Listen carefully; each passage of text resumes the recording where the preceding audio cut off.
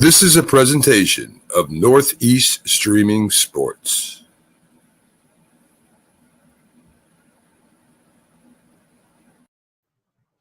Good morning, everybody, and welcome to the Mac and Jack Show. Thursday edition. I am Jamie Pags, filling in for Mac, and I am with a longtime boxing writer, a Hall of Fame boxing writer, and sports guru without a special shirt on today, just a regular white shirt, Jack Hirsch. Good morning, Jack. How are you? Hey, pretty good, Pax. I see your hair max out because he believes in the load management thing, the way the NBA players do. For every 3 shows, he wants one show off to kind of regroup and rest up. Hey, you know what? And I guess he's getting a lot more money than I am right now, so I guess he can have that in his contract, where I get to be the fill-in guy. So it's like I'm the sixth man almost. Yeah, speaking about contracts, I mean, that's a good lead in. We were going to lead in with something else, but I guess, we're going to have to at some point talk about the Daniel Jones contract, how that might affect Jalen Hurts. We'll get to that later on. But I guess the big news this morning is a legendary coach who's calling it a day. Yeah, Boeheim from Syracuse decides to call it call it a career after 47 years. I mean, obviously, 47 years is a really long time, and most of which was spent at Syracuse. I think I saw something that his record of all time was like I'm going to get an exact number because it showed it just here a second ago, was like 1,100 wins and 1,015 wins and 441 losses. So, and he also, the NCAA took away 100 wins out of that. So realistically, he had 1,116 wins, and there were 101 wins vacated during for violations between the 2004 and 2007, and then the 2010 to 2012 years. The 10 to 12, that was during I think that was during his situation with what was his name, Bernie Fine, and Yeah, 4-7. well, I don't know what to read. I can't say that was a situation with Bernie Fine, but we're going to get to that in a little bit. Jimmy Boeheim, one of the big name college coaches of all time. I mean, how many coaches in any sport had a run the way he did? 35 NCAA appearances, built a real great program. Because let's face it, Syracuse itself shouldn't be a destination place. It's in upstate New York. It's not Miami. It's not California. It's not a place that a kid would want to go to and have certain socialization per se outside of the campus. Okay, I'm pretty familiar with the area. Nice, lovely area, upstate New York, but not really a destination place.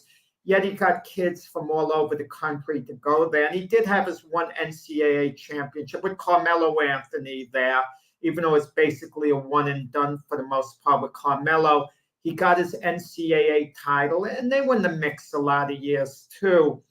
And Jimmy Boeheim, there was a level of consistency, just the idea you can stay on the job that long, not get fired, not have the fatigue and continue on and on. You got the feeling, Pags, that Jimmy Boeheim, if it was left 100% up to him, really wouldn't have wanted to go.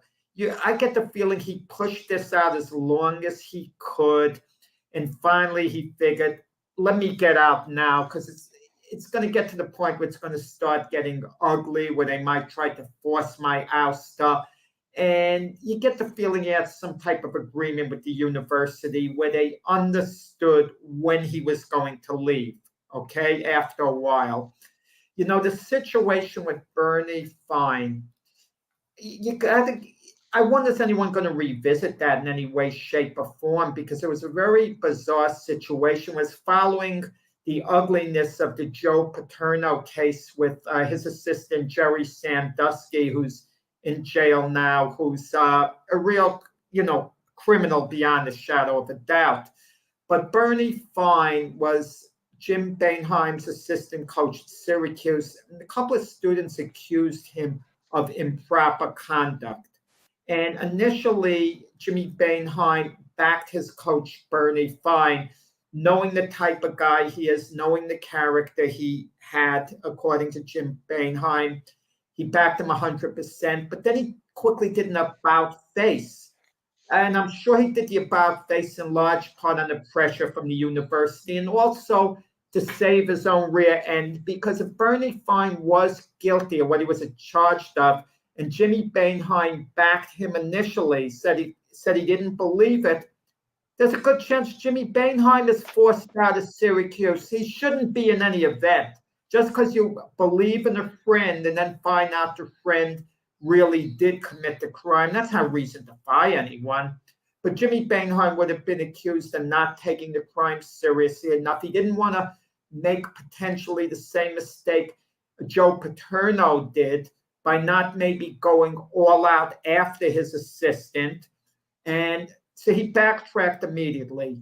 So now, Well, and that you could tell that there was pressure. There was definitely pressure, not just from the university, because I mean, it was also a matter of I was also in the during the time of the Me Too movement.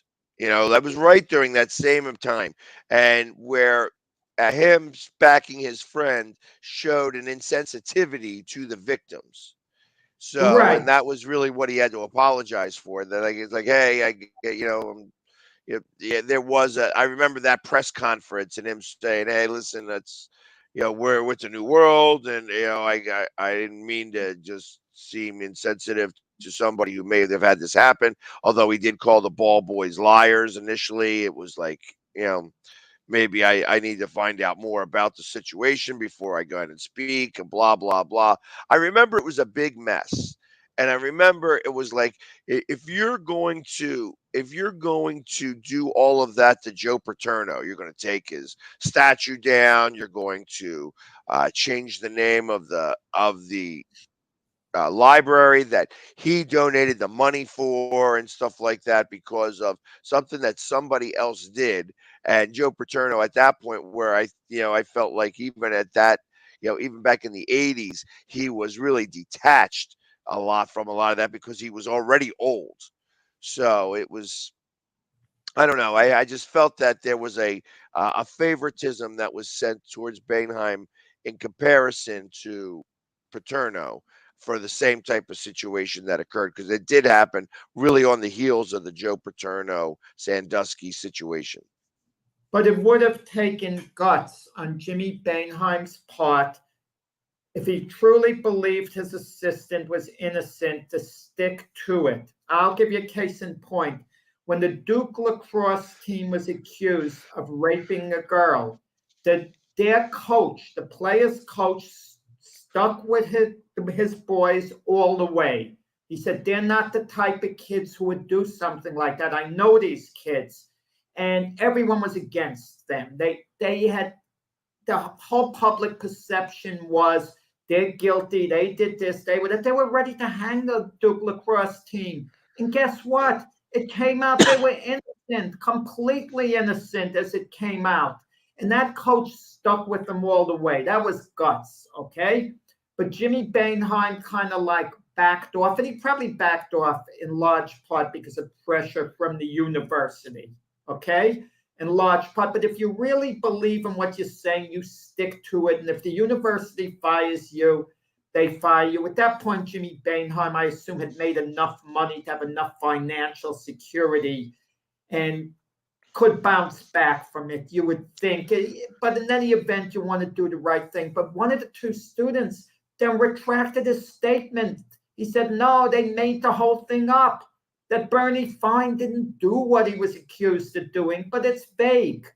The other student didn't retract, one did. But the bottom line is this: charges were never pressed against Bernie Fine, criminal charges. So, Right. So as far as we know, I mean, we have to assume Bernie Fine was innocent at this point. We don't know for sure, but no charges were pressed against him. And if you're Bernie Fine and you're completely innocent, what do you think of your close friend who you've worked with all the years, who initially backed you, and now he detaches himself from you completely.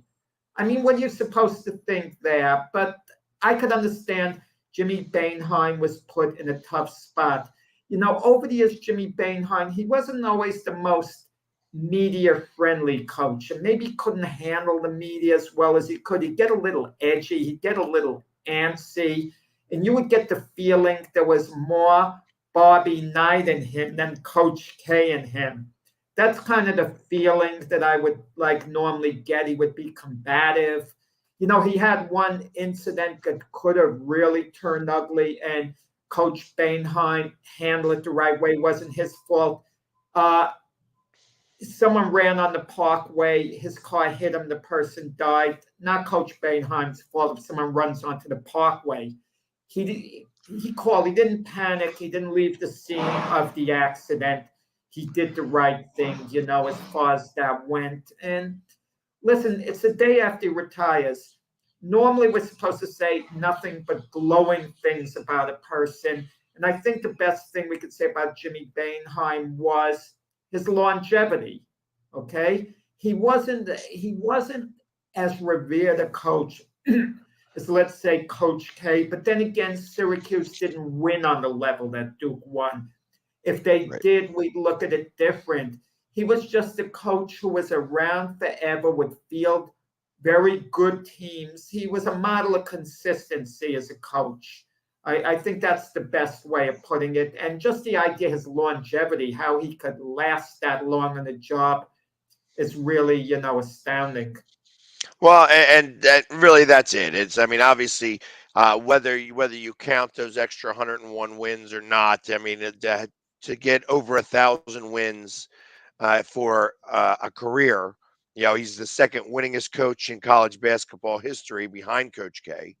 And whether he's got those 1,100 wins or you only count the 1,000 wins, either way, he's still number two because Coach K had a ridiculous amount of wins.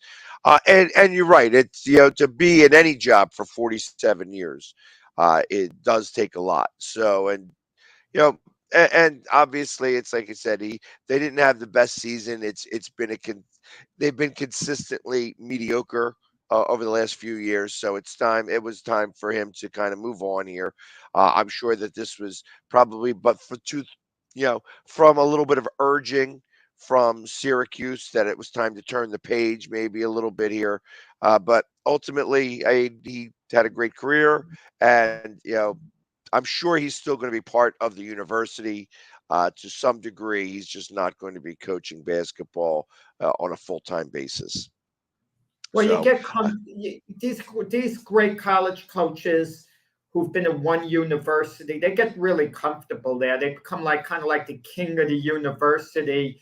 So even though there's some talk about them going elsewhere, like Coach K's name was always linked to maybe the Lakers. Kobe Bryant tried to recruit him because he played for Coach K, during the Olympics, and Kobe Bryant himself always said, well, he wished he played 1 year in college just to experience the NCAA tournament, and Duke would have probably been his school who he would have played for, Coach K. But Jim Boeheim was never really linked with the NBA. He was basically the king there of his one place, Syracuse. And there's a certain clique with these coaches who've been there a long time in their position at the various universities. And listen, he had a great career. No way of getting around it. I mean, to last as long as he did on the job he did. So, kudos to Jim Boeheim. Congratulations on a remarkable career. Speaking of other college coach in the Big East, Pags, who is probably going to be an ex-coach very shortly and in the coming days, I would guess, would be Patrick Ewing at Georgetown. And it brings up a little lesson. Do you really want to hire an iconic player to run your program? Because then you're going to have to fire him at some point unless he really defies the odds and becomes a big, big success.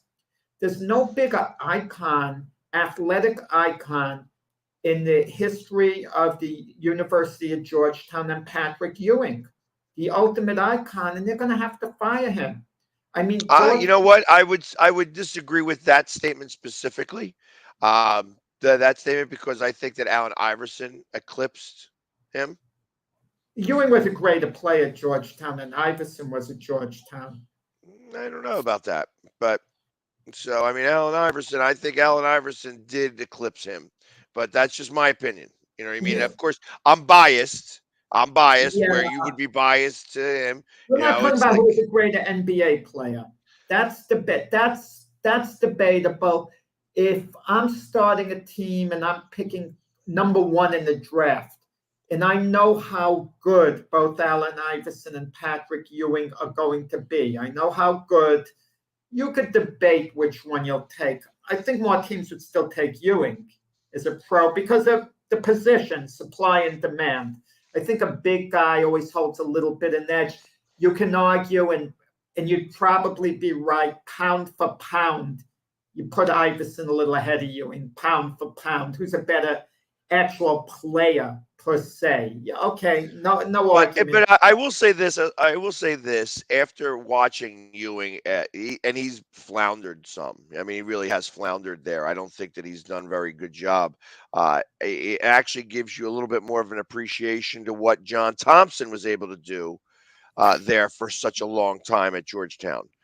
Because I mean, John Thompson, not only was John Thompson a good coach, he was a good recruiter. He was able to get these guys to go there. Where I think that's the problem with Patrick Ewing is that they are not. He is not able to get the same people that John Thompson was able to get, and I feel like that, especially when you're dealing with college, especially in this day and age, you have to be able to have a personality big enough to grab the guys that you want on your team, because most of the time you're only going to get them for a year, maybe two if you got the right player who needs a little bit more developing, and that's it. You know, after that they're going to the NBA if they're ready. If they're not going to the NBA, you're going to have a team of 4 years. You have 4 year guys that maybe in year four would be able to compete because they have the experience of what they're dealing with.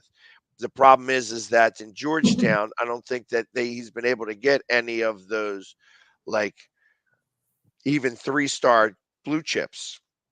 You know, Way like up he's one is you forget the done. 5 star and the 4 star. He's got to try to get 3 star chips, and he hasn't even been able to get enough of them.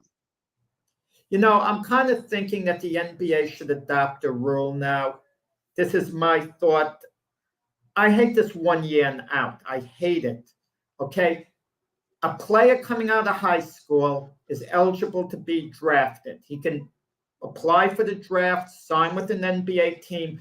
But if you don't go coming out of high school, you have to commit to 2 years of college ball, 2 years, and then you're drafted. You can't enter the NBA draft for 1 year, kind of like a donut hole type thing. I don't want 1 year. And I think that's reasonable. You're not making them play 4 years. You got to play 2 years in college or not at all in college and can be drafted. The latest. Yeah, that's so hard to kind of dictate, because think about all the things that now are involved in college. You got the transfer portal, you got the NIL. So there's so much other stuff that's happening that even though you may only have a player now could play 1 year at Georgetown, be a good player, and then play 1 year at Duke because he entered the transfer portal because he wants to go play somewhere else. So it's like there's so many different ways that a player now is going to be able to maximize what he wants to do. I suggest you either allow them, you tell everybody, hey, listen, we're putting an age moratorium on this. You have to be 20 years old to be in the draft, or at 20 years old before the end of the next season. Like, I think that's how you mark it down, where it's like, okay, somebody can be 19 going into the draft, but as long as if the finals is over at the end of the regular season, even if you're going to be 20 before the end of the regular season, you'd be able to enter that draft. Short of that, like, and I don't have all the rules and stuff like that now that they're forcing everybody to go to college, but it's got to be an age situation. It cannot be Are you going to go to college for 1 year, or are you going to come right out of high school type of situation? It's got to be age appropriate. That's why the NFL did it that way, that you have to be at least 20 years of age to get drafted. You cannot do it before then. So even if you're 19 years old and you want to enter the NFL draft, you can't. So same thing with basketball should be 20 years old, that this is a men's professional league. And I understand that there are players that are like 17 and 18 years old. Kobe Bryant was ready to do it. Um, there were a number of guys. I mean, I think Kevin Garnett was also a guy who was drafted right out of high school. Those are the types of guys that are able to be drafted right away, but should be forced to wait. Their bodies aren't fully developed yet. They should be going to college. I feel like that there should be that age moratorium, the same as the NFL. Well, the biggest recruit next year, right now, as far as college goes, I should say, is going to be Bronny James, but it's only going to be 1 year in college, which kind of makes me think this is an issue for another time. Should an NBA team be allowed to actually draft a freshman in high school, hypothetically, project how good a talent's going to be? Let's say they see an unbelievable junior high school player, incredible. They might take a fly on him, draft him, and have his rights laid on. But that's that's another issue per se. So the problem with that is that you'd wind up wasting, and I'm calling it wasting, but it's really, I think they're wasted picks anyways. Second round picks. Your second round picks, you'd be picking guys from juniors and seniors in high school, and eventually it would get all the way down to freshmen and sophomores. Because now you got like, hey, this team's got like 6 second round picks, and they're choosing, this eighth grader who is 6'6" already, and just he's projecting to be such a great player once he comes all the way out. It's like you have no idea. You know what I mean? And it's like, yeah, now you're going to automatically dictate what's happening in this kid's life. I don't know that that's a real thing. I don't know that that's something that you'd be able to do. Yeah. Okay, Pax, another news, I mean, the NFL, all these quarterback maneuverings and signings. So Daniel Jones signed with the Giants. He's going to be their franchise quarterback, supposedly, even though the deal is basically front-loaded the next 2 years. But they've kind of made a commitment the next 3 years. But the amount of money he's getting, if you add in the incentives, he's going to be getting over $40 million a year. And I'm going to repeat, Daniel Jones is a decent quarterback. He really is. He's a decent quarterback, but that's where it stops. He's not exceptional, and he's not going to be exceptional. He'll have some exceptional games. When all is said and done, Daniel Jones might be a very good NFL quarterback, and that's going to make him maybe worth the money ultimately, perhaps. He's not going to be another Joe Burrow. He's not even going to be able to sit in the back seat of Patrick Mahomes' car as a quarterback. He's never going to be elite. You know what Daniel Jones is going to turn out to be, if all goes well, and it very well might go well. I'm not doubting that. He might turn out to be another Kirk Cousins, a good, solid NFL quarterback, good quarterback who you could win with if all the pieces around him are good. You give him the right help, he could win. He's good. He's has more upside than a Derek Carr going forward. I feel the potential is there a little more with Daniel Jones because I could see him improving a bit going forward. But was with the Giants for 4 years, Pags. At the end of 3 years, they wouldn't pick up his option. So he's had one really good year out of 4. The math is pretty simple, and it happened to be last year. And you know what? What I do think that the Giants did pretty well here is that you could take whatever math you want to do. I mean, this could turn out to be a 4-year, what was it, with all the incentives, $195 million contract. Truth of the matter is, it's a 2-year, $81 million contract. So he did get over his $40 million. That's what it really comes down to, and it locks the Giants in for 2 years specific. So if he's not able to improve from last year to this year coming forward, then you already know that they're going to be able to cut ties from him pretty quickly with only that 41 million. Yeah, like I said, it's only $81 million worth of hit for the 2 years. So I mean, that's really 40.5 million. He got his $40 million a year. It sets the market. It's okay. So he's the first one in the market here. Obviously, there were, you you could say that Derek Carr was the first one in the mix, and all right, see, this is this person, this is this person. I'm interested to see what Lamar Jackson gets, and I think that that's what everybody is waiting on. That the market will truly be set when they come to a conclusion on what's happening. And I know that that's why Baltimore did the non-exclusive tag. I wonder what teams are going to go after Lamar Jackson right now. I mean, because now you know what the cost is going to be. It's going to be 2 number 1 picks, for If Lamar I'm Jackson. the Jets, I don't go after Aaron Rodgers here. I sign Lamar Jackson. What are you giving up? Listen, Pags, you're giving up your first round pick this year, which is number 13. Good pick, good player. And let's say you're number 1 next year. But you're Right. getting your franchise quarterback, a quarterback who is young enough, who's going to be there as your quarterback for years to come. A dynamic quarterback, when healthy, at the top of his game. You could argue one of the best quarterbacks in the NFL. He probably is former MVP. And So that's the guy I how would would you want. how would you structure the contract? Because that's the one thing that everybody's a little nervous about now. You have to front load the contract to a certain level so that it scares away Baltimore from matching it. Obviously you have to play with Baltimore's numbers. You have to be a little bit more intimate with Baltimore's cap situation to be able to utilize the contract to your benefit so that Baltimore cannot match it. Because you don't want to say, hey, listen, we're going to offer you can't offer this guy the world. But I mean, if you were to say, okay, we're going to give you $221.1 million contract because I'm trying to get it over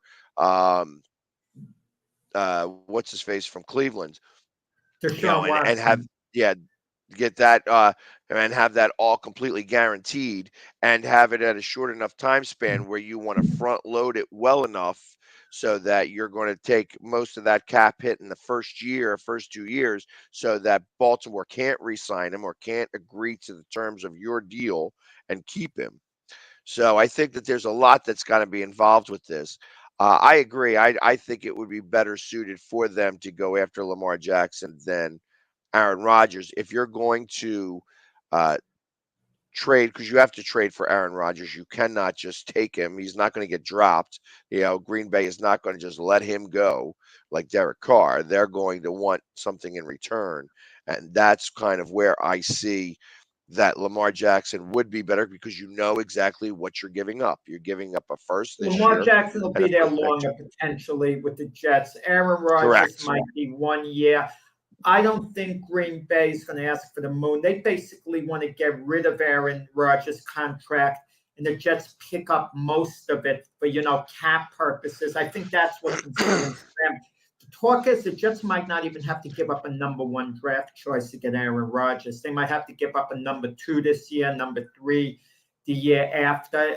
And that's hard to believe you could get Aaron Rodgers based on that. But if they assume Aaron Rodgers' financial, obligation, that lets the Packers off the hook by a lot. And the Packers have too much Aaron Rodgers fatigue at this point. They're ready to move forward with Jordan Love.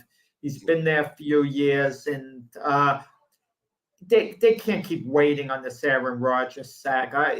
Aaron Rodgers conceivably could still wind up back at Green Bay, only under this condition. He has to go to them with hat in hand and say, look, guys, I've got to act better. I'm coming early to training camp. I'm all in 100%.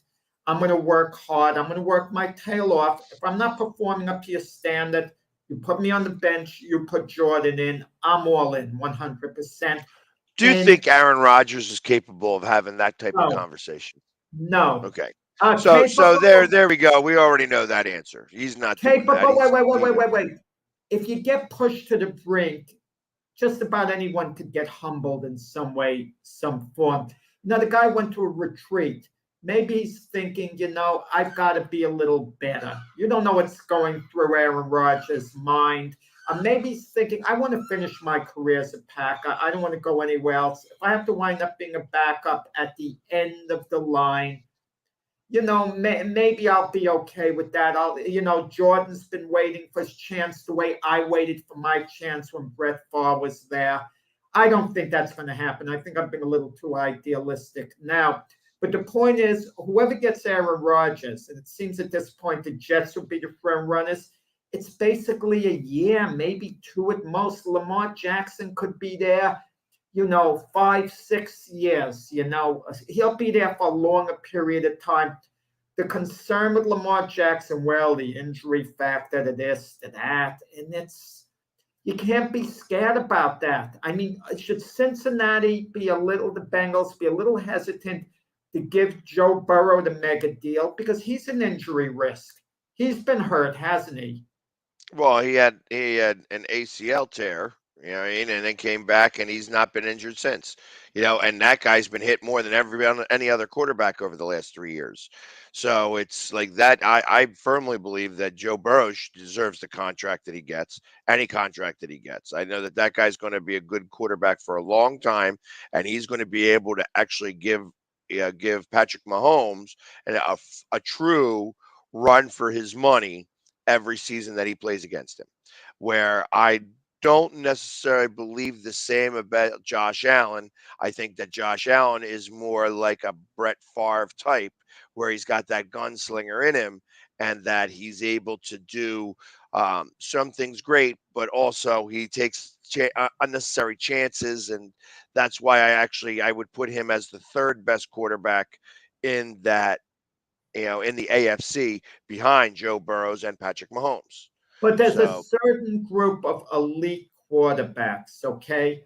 Mahomes is an elite quarterback. Burrow's an elite quarterback. Josh Allen. You put them in the same group. You could shuffle them however you want. I guess Mahomes has to be the number one guy, and the others. Actually, and the truth of the matter is that I do not put Josh Allen in that elite group. I put him in he's in that second tier down. I look at him as just, it might be a half step, but it's still a half step down. I put Patrick Mahomes. I put Joe Burrows there. A half step that Josh Allen can make up. Justin Herbert, I put in that category, okay?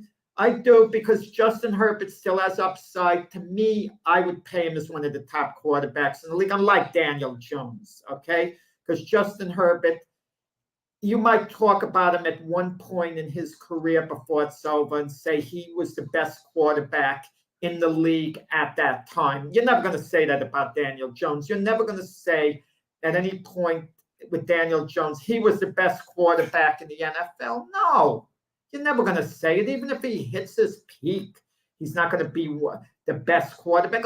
Maybe he'll approach, close to the top 5, if he reaches his potential. It's possible. I mean, Jalen Hurts, there's upside. There's a possibility before Jalen Hurts' career is over, you're going to say he's one of the top 3 quarterbacks in the NFL. I mean, he's not quite there yet because he's had just one big year. But with me, I would give Jalen Hurts the big contract going forward because I believe in him. I know he has a pedigree going back from college. Jalen Hurts isn't all of a sudden going to forget how to play quarterback. Even if Jalen Hurts takes a step back, worst case scenario, he'll be adequate. Worst case scenario, he'll be adequate if he's not what you want. But chances are there's room for improvement. He's a natural leader there. But what concerned me about Jalen Hurts, how he might wind up if things go wrong, might he be another Dak Prescott eventually? Because keep in mind, Dak had all this momentum going, got the big contract, was really, really good. Dak has taken a step backwards. Next year is critical for him to show what he could do. Might that be the case with Jalen Hurts? Might Jalen Hurts have a couple of more really good years, and then kind of start sliding backwards a bit. I'm not sure, but I would bet on Jalen Hurts sooner than I would against him. I agree with that. The one thing that I could say about Jalen Hurts is that he has a dedication to his craft. That's the one thing that I would absolutely say about Jalen Hurts is that he is been able to, and this goes through high school and college, where he's been able to better his play and learn from his mistakes and be able to become better and better throughout each year. Now, eventually, you are going to have to plateau because age starts to catch up with you. You're not going to be able to do the things that you were able to do, and unless he becomes Tom Brady, which is, we won't be able to answer that question for 10 to 12 years, it, you can only assume that, he can continue to get better and learn from his mistakes. And then 3 or 4 years, he could be at the peak. That would be his ceiling, so to speak. My expectation right now is that you got to pay the guy. The Yeah. difference between him and Dak Prescott is that Jalen Hurts got to the Super Bowl. He's won playoff games now. He's already won more playoff games than, or as many playoff games as Dak Prescott has. The So, Jets, you put down the Jet quarterbacks, but they had a guy, Mark Sanchez, who won 4 playoff games. It's hard to believe that is a significant amount. When 2 years in a row they went to the AFC Championship game. But with Jalen Hurts, he performed magnificently on the world's biggest stage. Okay, yeah, outside and of one, could you yeah, say that for, and not to cut you off here, but with Mark Sanchez specifically, so I kind of look at that as that in those playoff games, they both times they get to the AFC Championship game, they beat the Patriots. yes, And I immediately believe in that. Now I know they went up against Pittsburgh and who else did they? Indianapolis, he And lost to Indianapolis. So Cold both City. teams both teams won the Super Bowl. But was it a little bit of a letdown?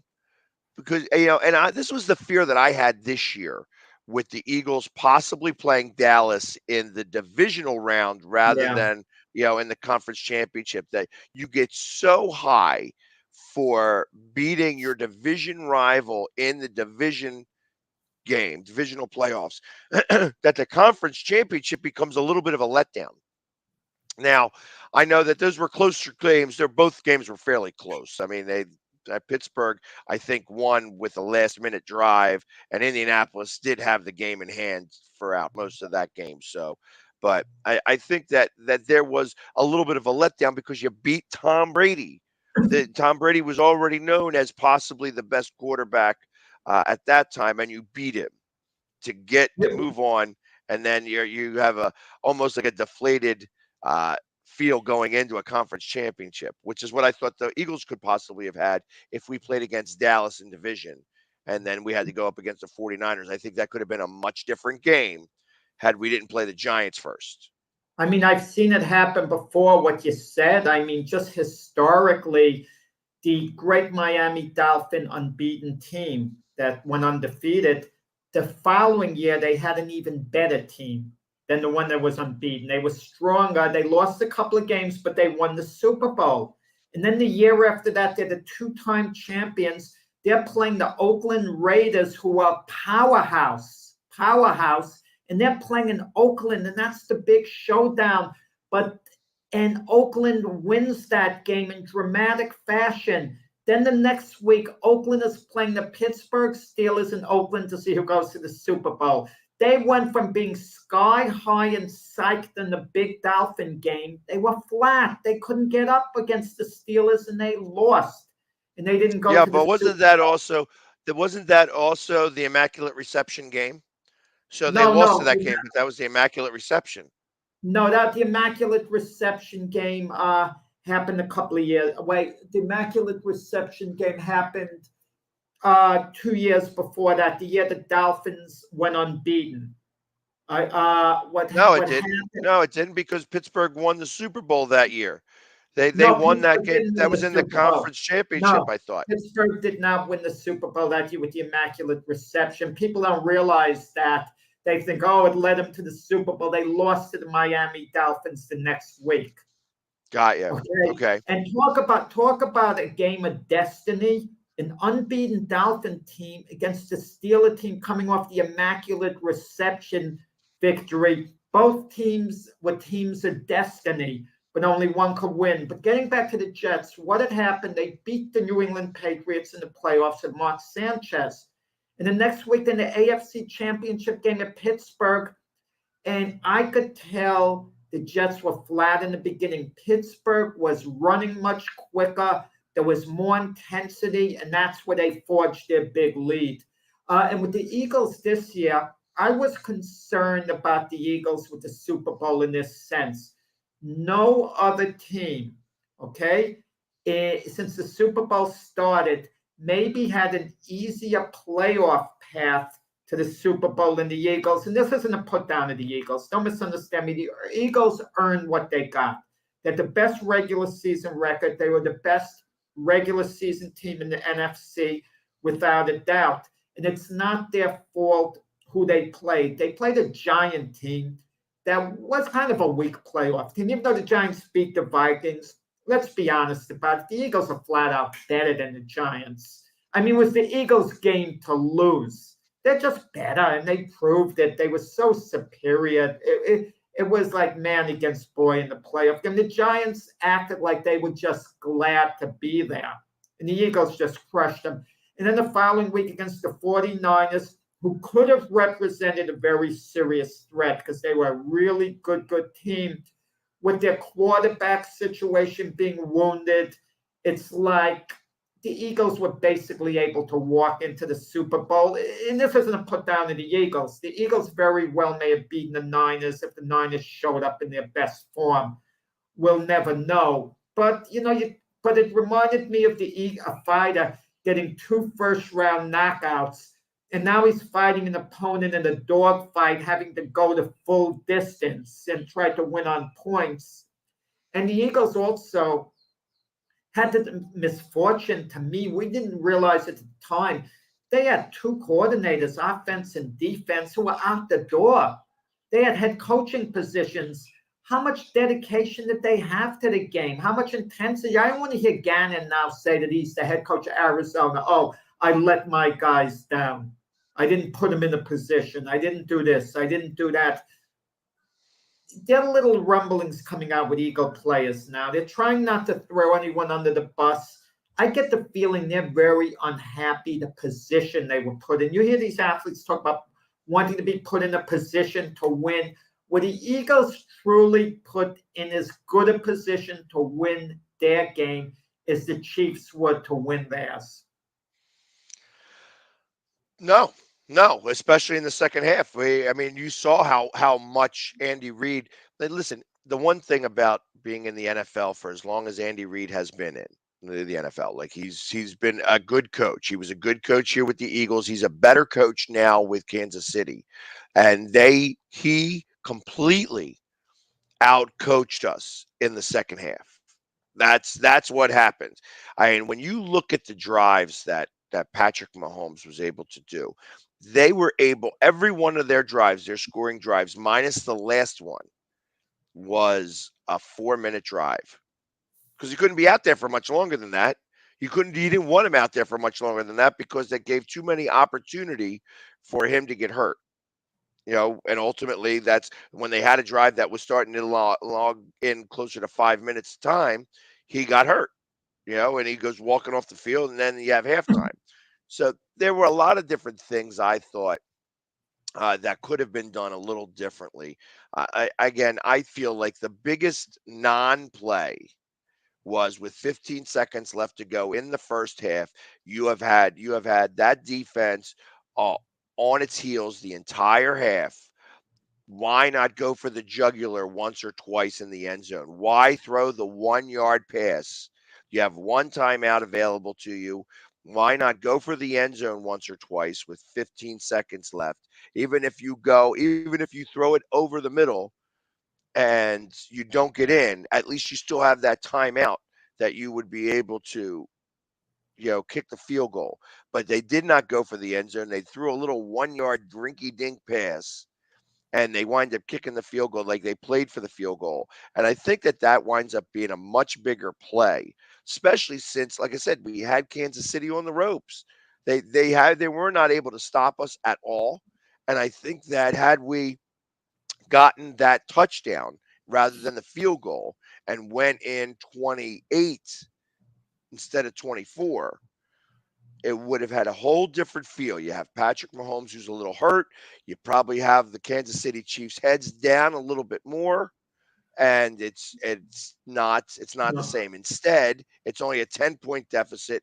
They've come back from 10-point deficits all year long to come back and win in the last minute. That was Kansas City's MO all year long. They did not blow teams out. They won in the last few minutes of games. Yeah, but I'm not as critical as you are. The Eagles were so in control of the game, and at halftime, I didn't have a sense that Kansas City could come back. It's always possible. And even listening to the broadcast crew, Michael Strahan, he kind of shrugged as if he couldn't see Kansas City doing it. Score was 24-14, but Kansas City scored 7 of their points on a fluke touchdown when Hurts, the only bad play virtually he made all game, he just Right. fumbled the ball. And it got returned for a TD. I think what hurt the Eagles in the second half, and I don't want to blame it all on coaching, they needed someone to step up and make a big play. Look at the Super Bowl a year before. They go ahead in the game, the Rams, with about 2.5 minutes to go. But Joe Burrow has the ball for the Bengals to drive down the field. Aaron Donald stepped up, made the big plays. Eagles needed someone on defense. It could have been just as little as one player to step up. You step up, you make a good play, that snowballs from there. The rest of the defense digs in even harder the next play. No one stepped up. It's like they were backing off. It was like a defensive gesture. It's like they were holding on, the Eagles. And when you're just trying to hold on against Patrick Mahomes, that's not going to work. Someone had to make something happen.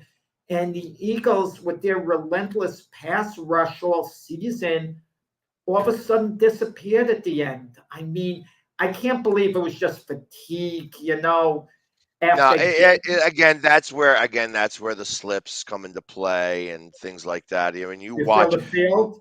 Yeah, I mean, you could blame the field out. You could say that, oh, well, they both played on it. It's truth of the matter is that, they were slipping all the time. That's why they weren't able to get any pressure.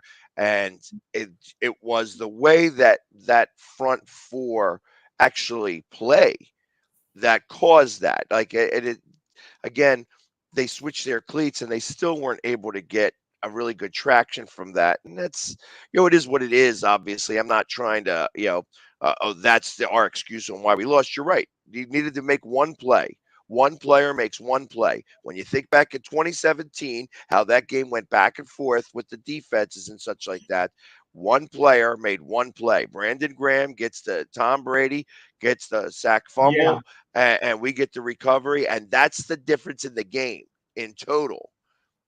No defense was able to do that. I mean, the other thing that you could kind of say in the midst of this that I'm not a big fan of admitting is that the Eagles in the last 2 Super Bowls have not had a punt. The other team has not punted against them. So the Patriots didn't punt the ball. The Chiefs didn't punt the ball. It's 2 Super Bowls, 2 Super Bowl games where the opposing team has not punted the ball. Something be there's that. Interesting fact. Yeah, exactly. And like nobody really thinks about that, but I thought about it. I'm like, damn, it's like this is another game where no punts at all. So, and that's a big deal. I think that actually played a big part there.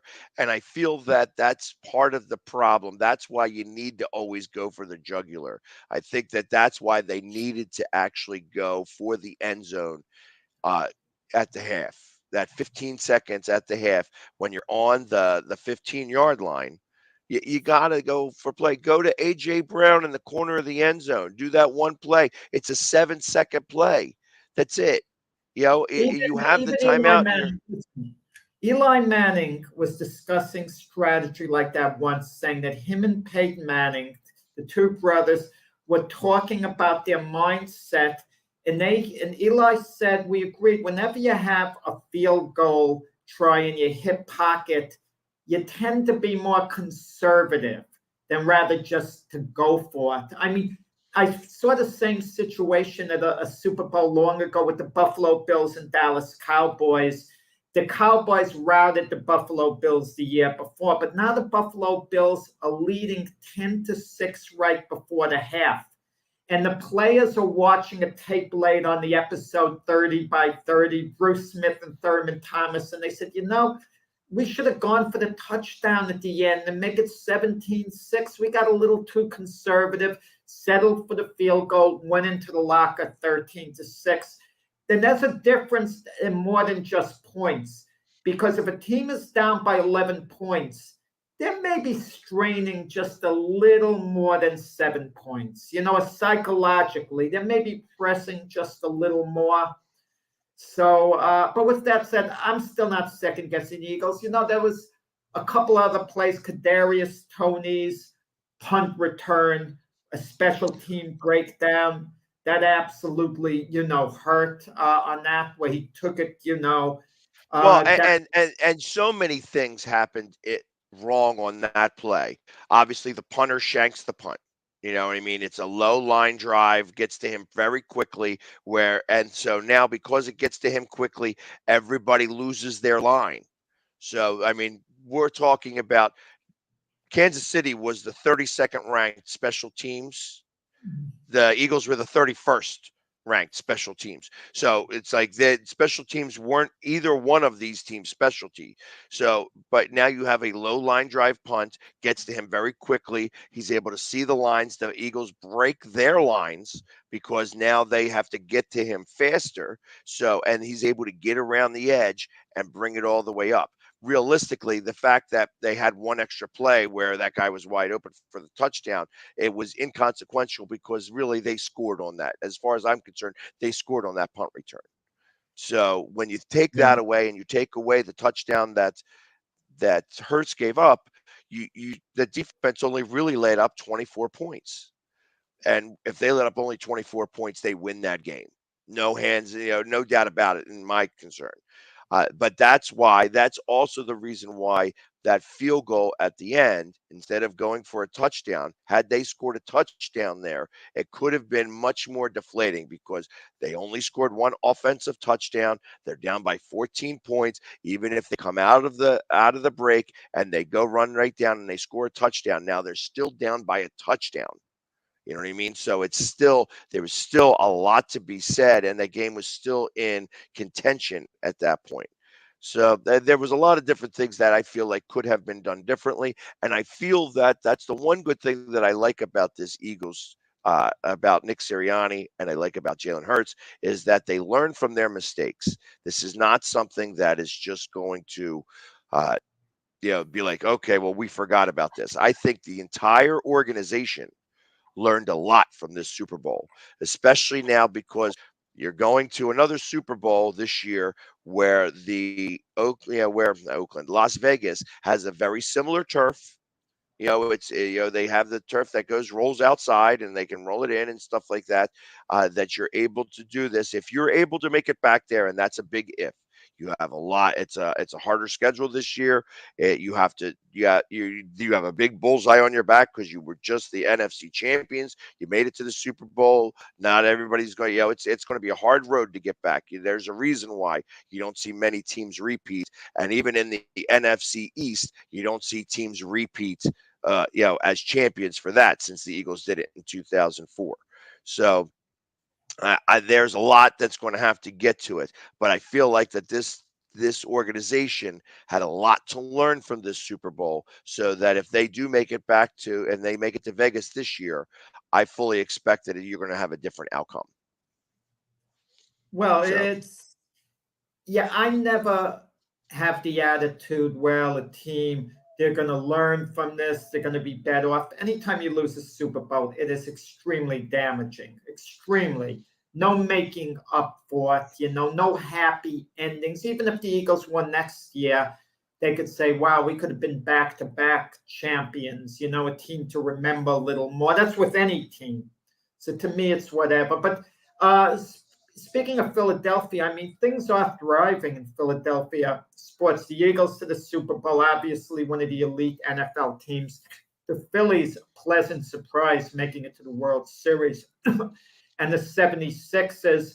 And if you take all three teams, the Sixers, the Phillies, the Eagles, who's most likely to get to the championship, meaning Super Bowl, World Series, NBA Finals amongst the three? I still think it's the Eagles. Despite the hard road, they're more likely to get to Super Bowl than the Sixers to the NBA Finals. Maybe I'm wrong. And The Phillies play a little bit of a part there. I think that if they're pitching, obviously Painter is the big name right now that's getting a lot of play for the Phillies, and how his elbow feels and what's going on with that. If he is as advertised and the pitching can hold up for the Phillies, I think that they have a really good chance of going back to the World Series. I think because they've been there.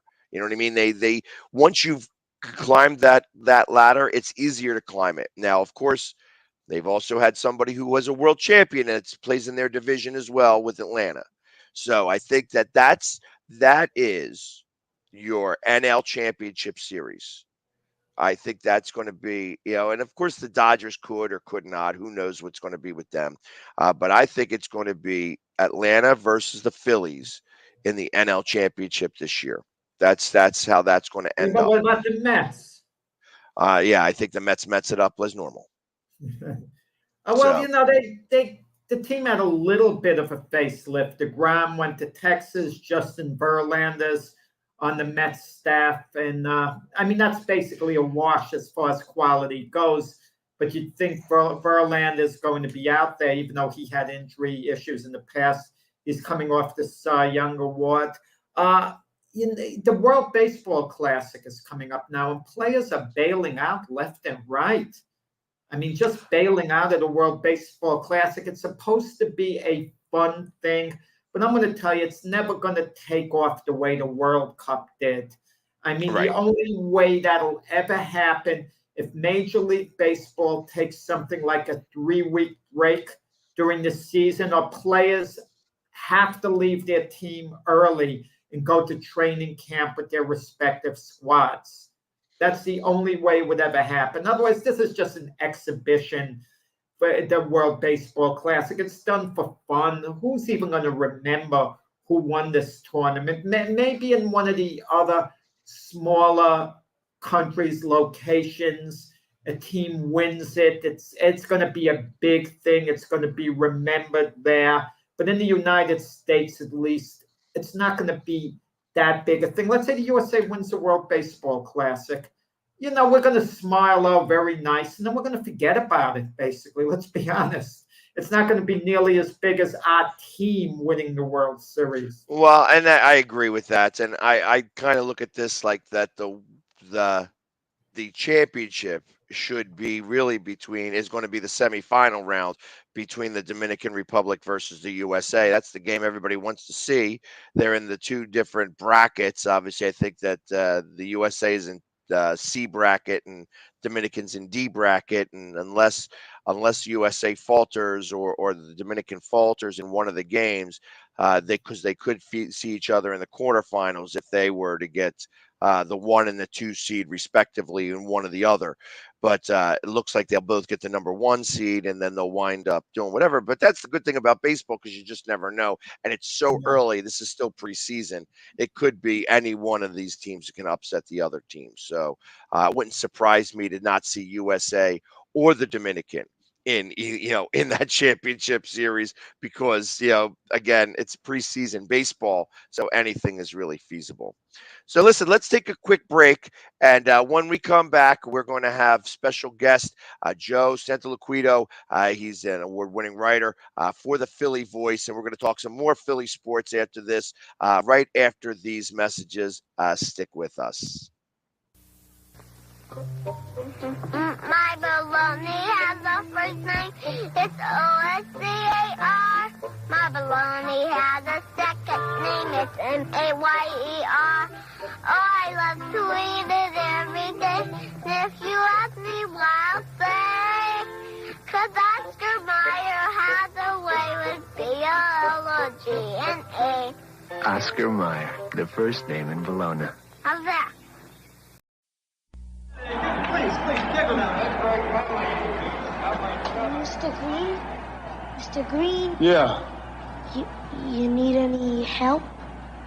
I just want you to know, I think you're the best ever. Yeah, sure. Want my Coke? It's okay, you can have it. No. Really, you can have it. Okay. A Coke and a smile makes me feel good, makes me feel nice. Be around. That's the way it should be. I like to see Hey, kid. the whole world is smiling with me. Coca-Cola as life. Have a Coke and Thanks, Mean Joe. smile.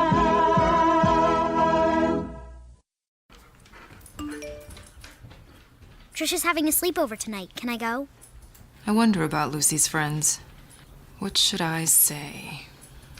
I know you're only 10, but one of these days a friend will offer you a drink. And alcohol at your age can lead to so many things. None of them good. So can I go to the sleepover? Lucy, I want you to promise me I something. finished my homework. Bigger promise.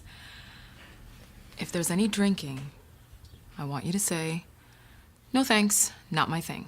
Mom. I promise you. Your real friends won't care. Deal? Sure. Really? I promise, Mom. They really do hear you. Did you pack your toothbrush? For tips on how to start the talk, visit underagedrinking.samhsa.gov. A public service message from the Substance Abuse and Mental Health Services Administration. You know, one of the best things about being an ex-big leaguer is getting freebies to the game. Call the front office, bingo. And once these fans recognize me, I probably won't even have to pay for my light beer from Miller. Down it, I love them. These fans know I drink light because it's less filling and it tastes great. Good seats, huh? You're in the wrong seat, buddy. Come on. Oh, I must be in the front row. Come on. Light beer from Miller. Everything you always wanted in a beer, and less. Good seats, hey, buddy? He missed the tag! He missed the tag! I mean, you can see right now, without LeBron, Lakers are struggling. Let me tell you about a team I hate, all right? I know the Dallas Cowboy fan is here, so I had to make sure he knew how much I hate this team. I'm ready. I've often said that the people who run baseball, they try very hard to ruin it. I'm from Brooklyn. I don't have a problem saying it to his face. Oh, I'm from Brooklyn. Hey, get us an each.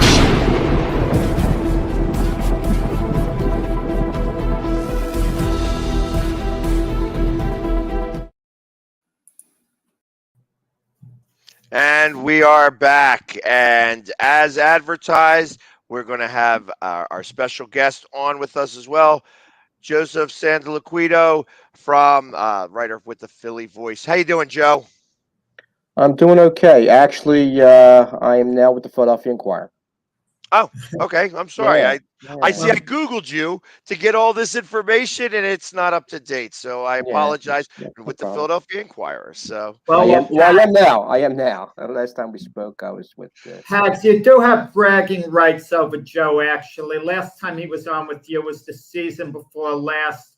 You said the Eagles would make the playoffs and lose in the first round. Joe said it was going to be a long year for them, and you were right. You know, Mhm. and then Yeah. yeah. So Yeah, you but I also said the Eagles would lose to Seattle, which I actually physically cashed in on, so it worked out well in the end. So, well, and the truth of the matter is that, like I said, everybody was kind of on the same kick with the Eagles. They didn't know there Mhm. wasn't really many expectations that year, and I just No. looked at the schedule and was like, yeah, I kind of see this team just being better than the direct that they had to play against, because it really was an easy schedule that they had the difficulty in the beginning of the season, and then at the end of the season it was really simple to be able to get through to the playoffs, and we just got lucky to be able to get there with 9 wins.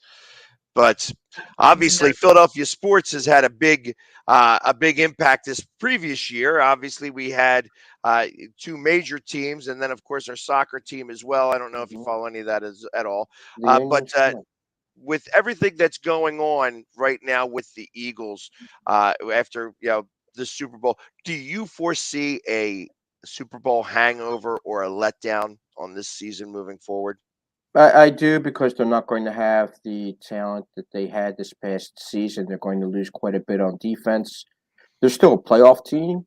They're still a Super Bowl contender, but they also are in a situation where they're the best of a bad situation. You look and see who they beat to get to the Super Bowl. They beat Jones, they beat Daniel Jones, and they beat Brock Purdy. Even a portion of Brock Purdy, whatever whatever little Brock Purdy played, and they Jalen Hurts is the best quarter. I still think he's the best quarterback in the NFC. But who's he competing against? Dak Prescott and Kirk Cousins. And I don't think there's a lot of people that have a whole lot of belief in those guys. So, but it is a team that's going to take a step back because of the number of people they're losing on defense.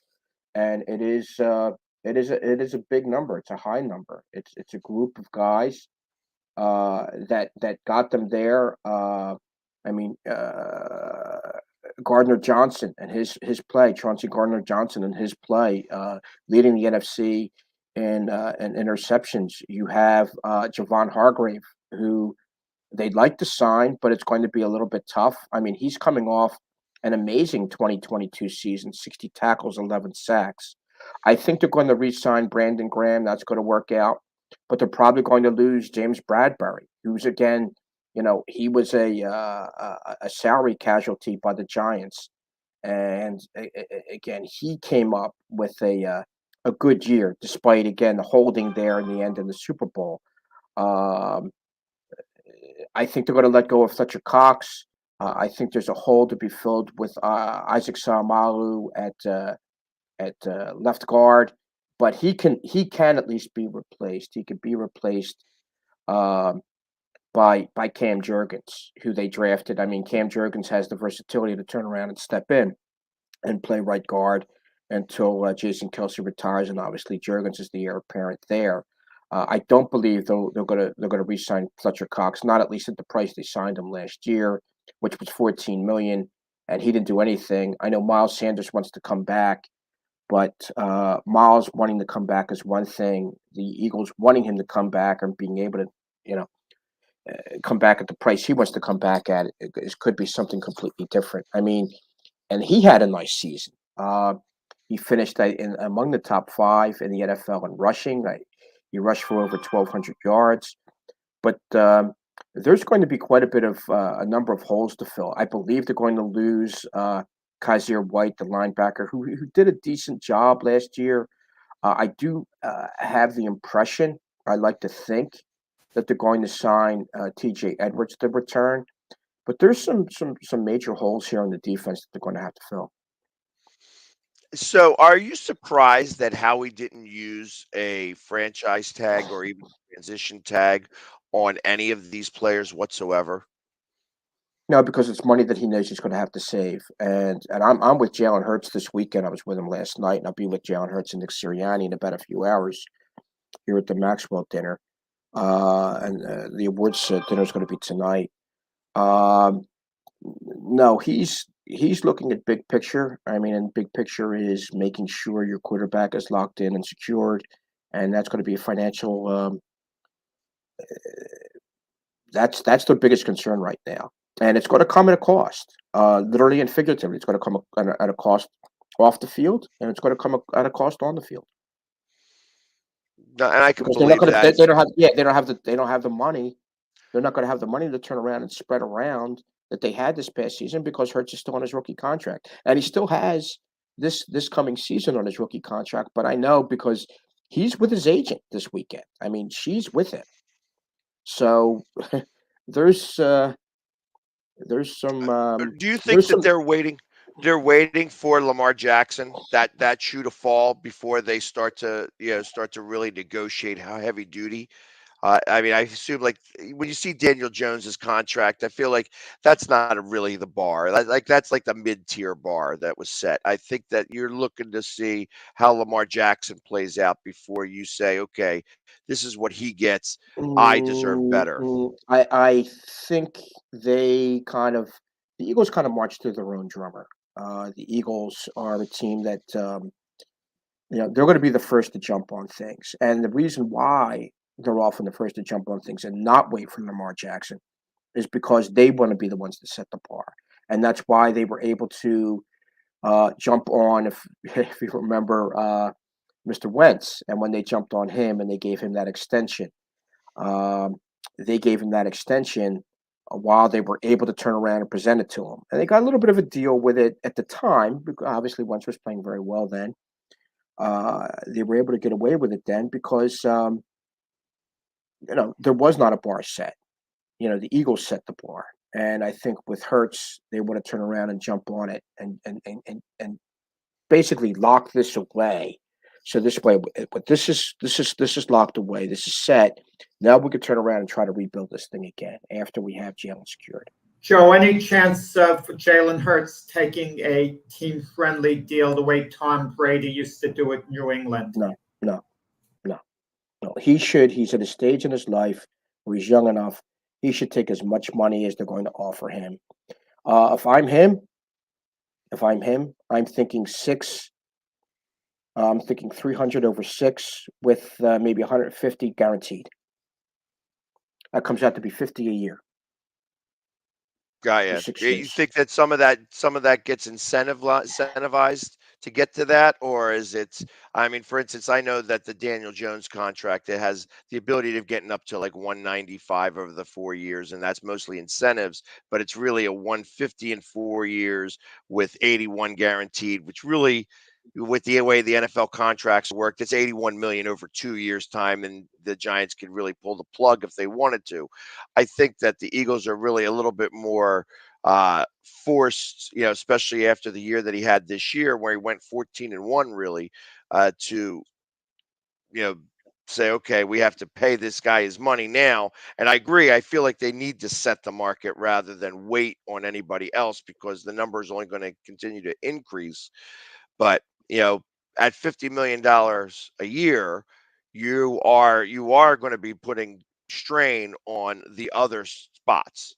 So do you go offense lated and then try to just draft defense completely, or do you go to say, okay, we're going to give you this money and hope that you're going to want to get a ring at some point so that maybe you can move money backwards or forwards to be able to help us out in the long run?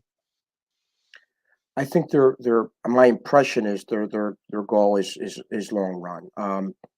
They have I think they're going to trade the last pick in the first round. They have the 30th pick. No, I'm sorry, the 30th pick. They're not the last pick. They have the 30th pick in the first round. I see them possibly trading that pick for additional picks, maybe in the second round, third round, and fourth round.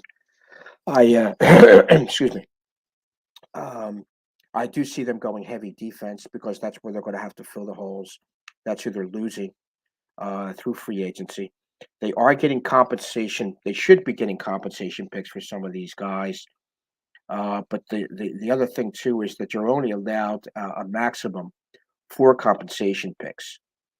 And we'll see how high those compensation picks go. I mean, to lose Javon Hargrave, that would be some nice compensation. They would be able to get a decent compensation pick for that. But Yeah, I think they're going to go heavy in the heavy defense in the draft. I got the impression that 10th pick's going to be on a cornerback or a safety to build that area of the field, build that area of the field back up again. And but I also feel very strongly that they have to turn around and lock down Jalen Hurts before they turn around and do anything.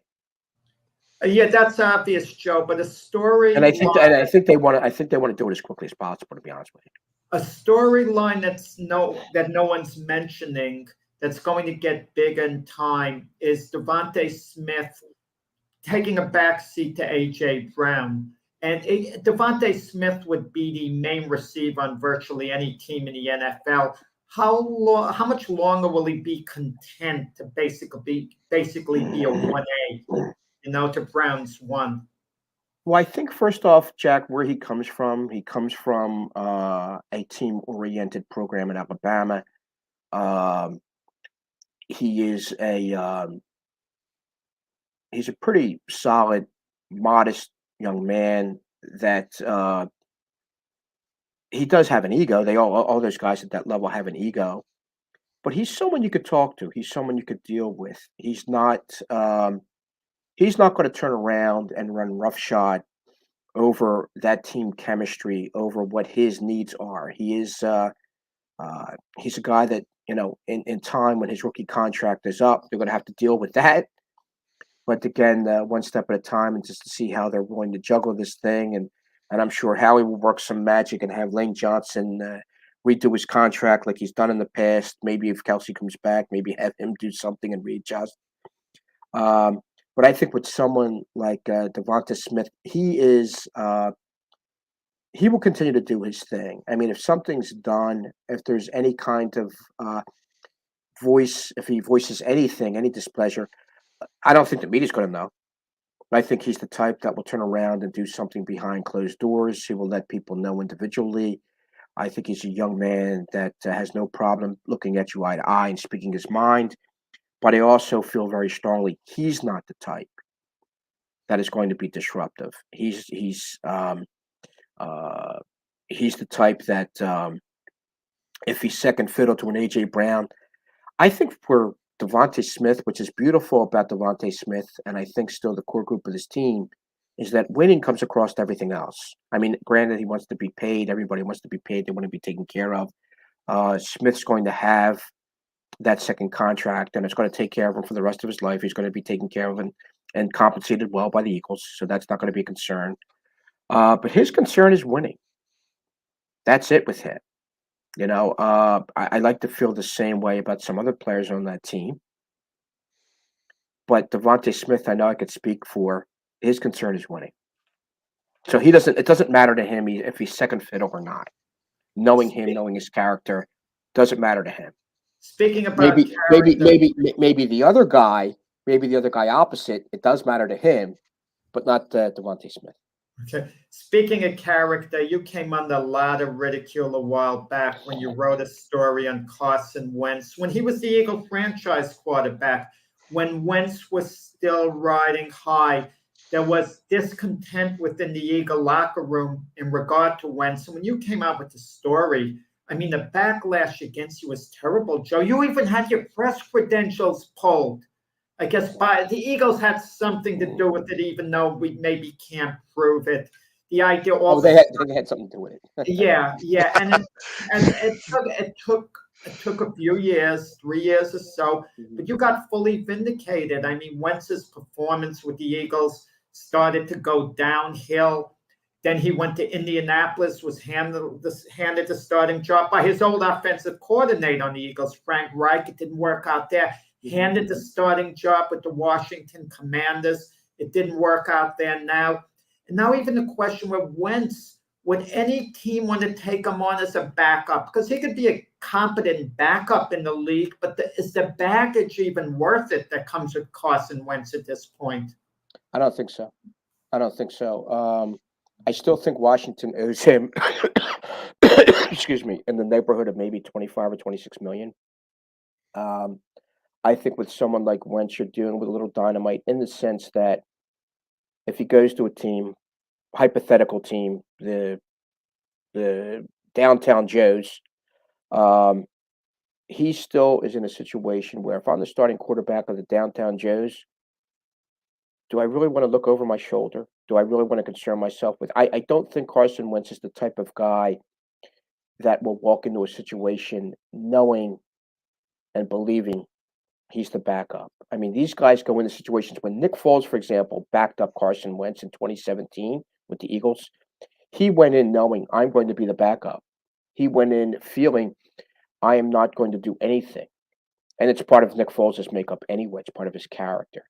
But I'm not going to do anything to usurp Wentz by any stretch of the imagination, where you're dealing with someone like Wentz who may rock that apple cart a little bit. Well, the Who may turn around and Kansas City Chiefs, for example, their backup quarterback just retired. They would be in the market for good, competent backup. Carson Wentz goes to the Chiefs. He knows he's not starting over Patrick Mahomes. Even Carson Wentz could be that delusional. No, but here's Carson's problem, and it's always been his problem. That's the question, Joe. Can he be rehabilitated anywhere, Carson Wentz? Now he's got to be. Think about this. He's going to be on his fourth NFL team in 4 years because he doesn't work well with others. It's been his problem here. It was his problem here in Philadelphia. It was his problem in Indianapolis. Certainly was his problem in Washington. And the fourth team he goes to in 4 years, whoever that team may be, his issue is that he does not work well with others. As someone put it to me, he's been the cool kid at the cool table for all this time in his life. He comes from that everyone gets a trophy generation. He comes from it's everybody else's fault except mine. He comes from I have no accountability. It's not my fault. And if you look and see his history from being here in Philadelphia to Indianapolis to Washington, there's a certain amount of accountability that he'll take, and that's where it stops. I don't even think he's even said it publicly, this is my fault, this is all on me. I don't think he's ever done that.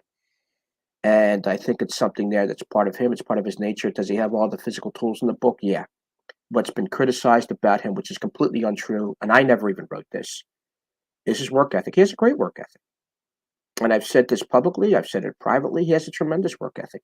Carson Wentz's problem is Carson Wentz. And again, it's for all the things I just stated there earlier. A product, maybe just a product of his generation. He is the poster child of his generation, the everyone gets a trophy generation, the generation of it's not my fault, it's everyone else's fault. And here was someone, like I said, who was always that big fish in the little pond, that suddenly when he gets released in the big pond of the NFL, he doesn't know how to react. And it's been his problem everywhere he's gone to. That's why, again, you're dealing with someone with all the talent in the world, that he had people and things in place here in Philadelphia in that 2017 season. You had Malcolm Jenkins, you had Brandon Graham, you had Jason Peters, you had leaders, you had strong leaders that if something would turn around and erupt or something would turn around and go askew, that got pulled in. You had Nick Foles, who was a calming influence in that whole situation. But when that team began to break up a little bit, when Jason Peters suddenly his ability on the field began to wane, and that leadership began to crack. Well, here they began to look at Carson. Carson's certainly not going to lead them. We found out quickly how quickly, and think about this, and it all matches up, how quickly that team fell apart. Within 2 years of them going to the Super Bowl, they were 4-11-1. He lost Doug Peterson his job. He got Frank Reich. Frank Reich lost his job. And Rivera, who's a very intelligent guy, I think the world of him as a coach down in Washington, was saying, no way do I want this guy around us either. The other thing, too, is this, and I know this again for a fact. People don't want to believe it, but it's the truth. These guys all talk. These guys all know each other in this league. So, and I know this for a fact. I know the people from the Eagles.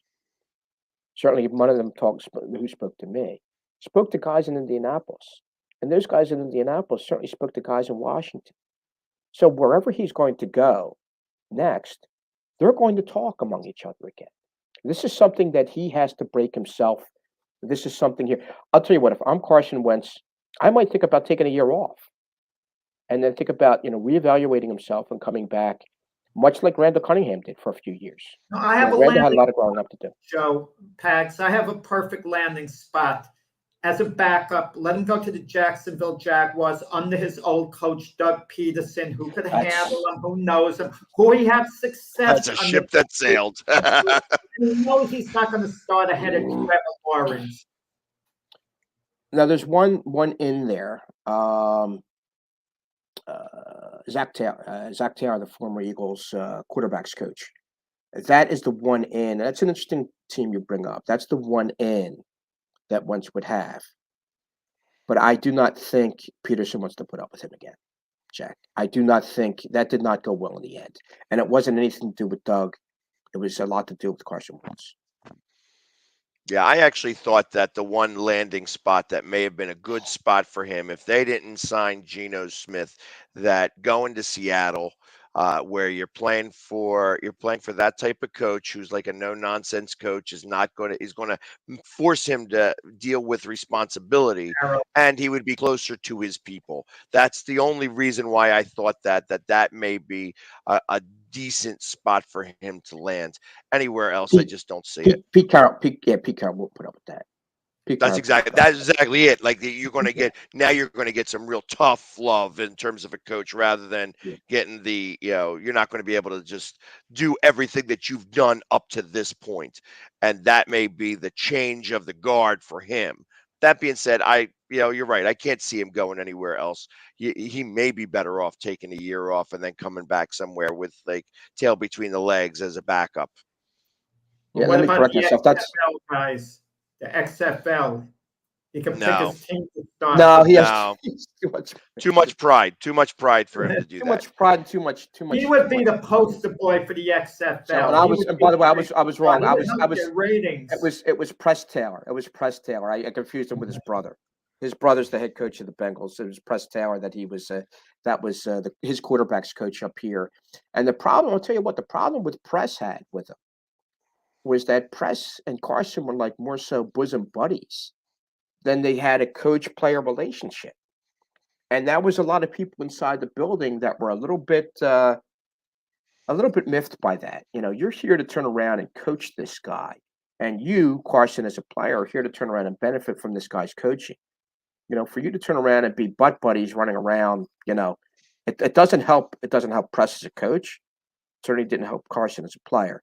So I don't think him going to Jacksonville would benefit him. He needs a hard love situation. He needs someone. I mean, John DeFilippo was on his tail over here, and he couldn't stand John. Carson Wentz couldn't stand John. But here's the deal: Carson Wentz's best time, 14 games. 14 games. He's built a reputation of 14 games in 2017, and his best time came under John DeFilippo, who was, again, like I said, up his tail, got the best out of him. But Carson just didn't want to hear it. Oh, he's just too tough on me. Well, guess what? Toughness produced amazing numbers. Toughness produced the road to the Super Bowl. And I've said it. I said it publicly. I've certainly written it. I mean, if not for Carson Wentz, the Eagles might not have won that 2017 Super Bowl. He's the one that paved the road for them to get the NFC to get home field advantage throughout the NFC playoffs. He's the one that created that situation by how well he played and by how well he was willing to listen to what Frank Wright and John DeFilippo had to say. And not all those things were good, but he progressed by them. He learned through those things. And I remember there was a story here. There was a play that he kept on pushing back against, the play he kept pushing back against. And they were saying, Carson, you got to trust us. You got to trust us. And Carson didn't like the play at all, or didn't trust the play. So finally, they used the play in a game, and it works. Carson can't get enough of it. And they were like, dude, all you have to do is believe in what we're trying to tell you. And that's been his issue, and it's been his ongoing issue. And like I said, he needs to turn around and have take that step back and maybe get rid of all those trophies that he got as a kid in high school and at North Dakota State, and just say, hey, I got to go back to why I loved playing this game in the first place, and maybe he can reclaim himself. He certainly does, again, have the physical ability to play the game. He has the intelligence, and he has the work ethic. His problem is his attitude. Carson Wentz was the biggest soap opera saga in Philadelphia sports. Which athlete is next? I get the feeling it's going Oh, to center around the Philadelphia 76ers. At some point, Joel Embiid, this is just my feeling, is going to want out.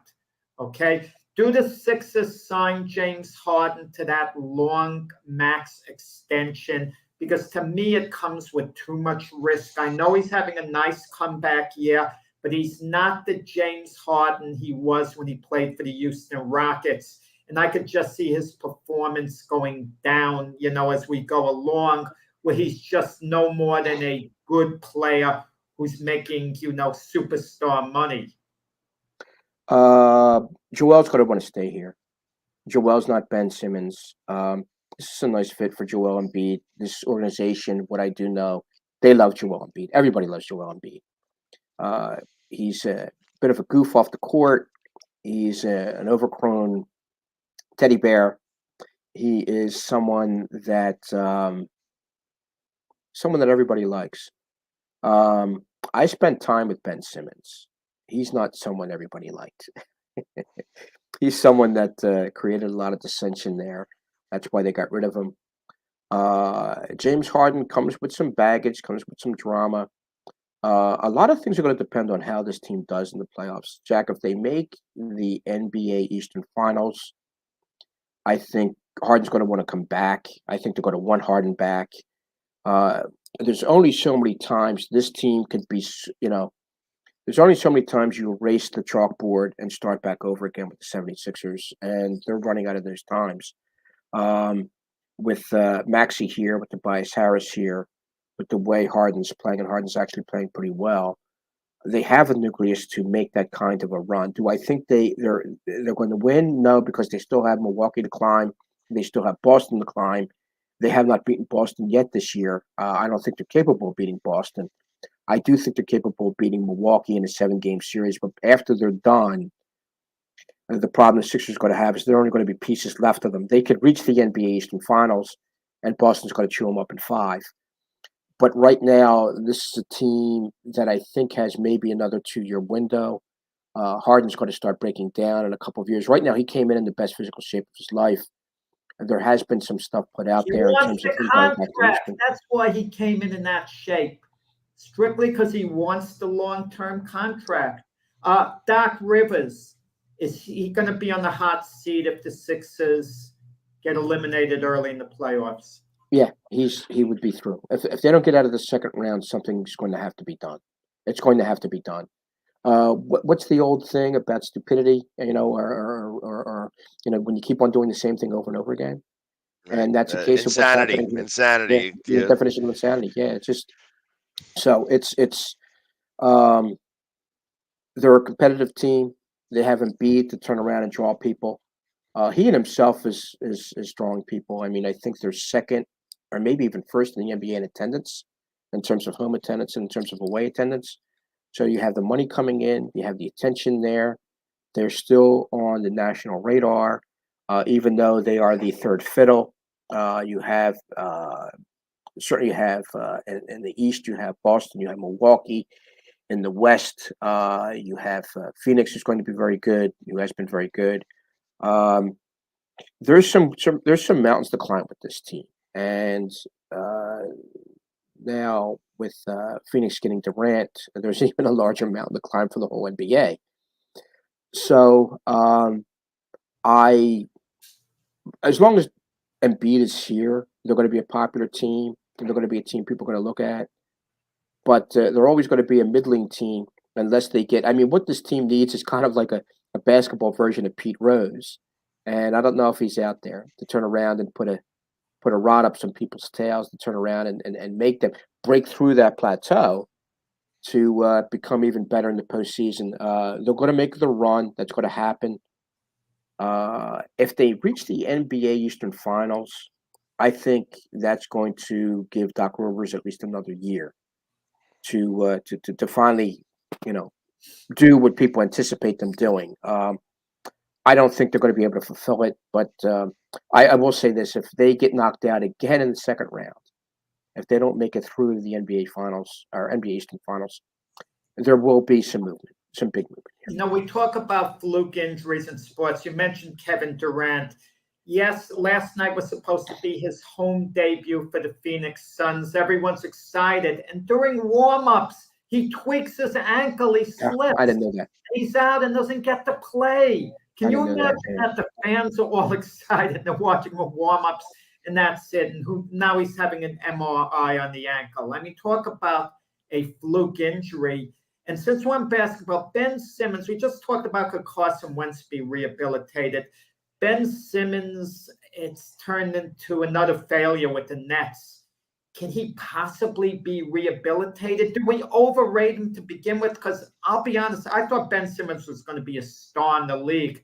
If I thought Embiid was 1, I thought Ben Simmons was going to be 1A. I thought him and Embiid were going to be Batman and Robin going forward for a long time with the Sixers. He's awful, Ben Simmons. Is it all mental, or did I just overrate him? You overrated him. Everybody overrated him, Jack. I was blown away by the fact of Ben Simmons. I told you I was with him for a while there, for a couple of weeks, as a 17-year-old kid. And here is someone that had all the physical tools in the world, and people were talking about him in this way and that way. And I saw an aloof individual. The best way to word it, he was an empty vase, an absolute empty individual. Almost like a Mr. Spock type in a sense. Hardly any emotion, kept his feelings tight. That's all fine. People could be that way. But here was someone that was very, very good at a game that he didn't like. He didn't like playing basketball. He did it because he was bigger and taller and stronger than everybody else in his age group. He did it because he saw millions ahead, and he's made millions playing the game. That's why he did it. That's why he plays the game. He doesn't love the game. I don't even think he likes basketball. I know he works at it. I'm not going to say again, I'm not going to criticize his work ethic. I know he took free throws. I know he took shots. I know he worked at the game. But he worked at the game because he didn't like it. He worked at the game because he wanted to still stay in the league and make his money and try to date a Kardashian. That's why he did it. Joe Embiid loves basketball. He loves the environment. He loves being around the guys. He has a great personality. Ben Simmons was very guarded, very standoffish. Has always had quote unquote people around him.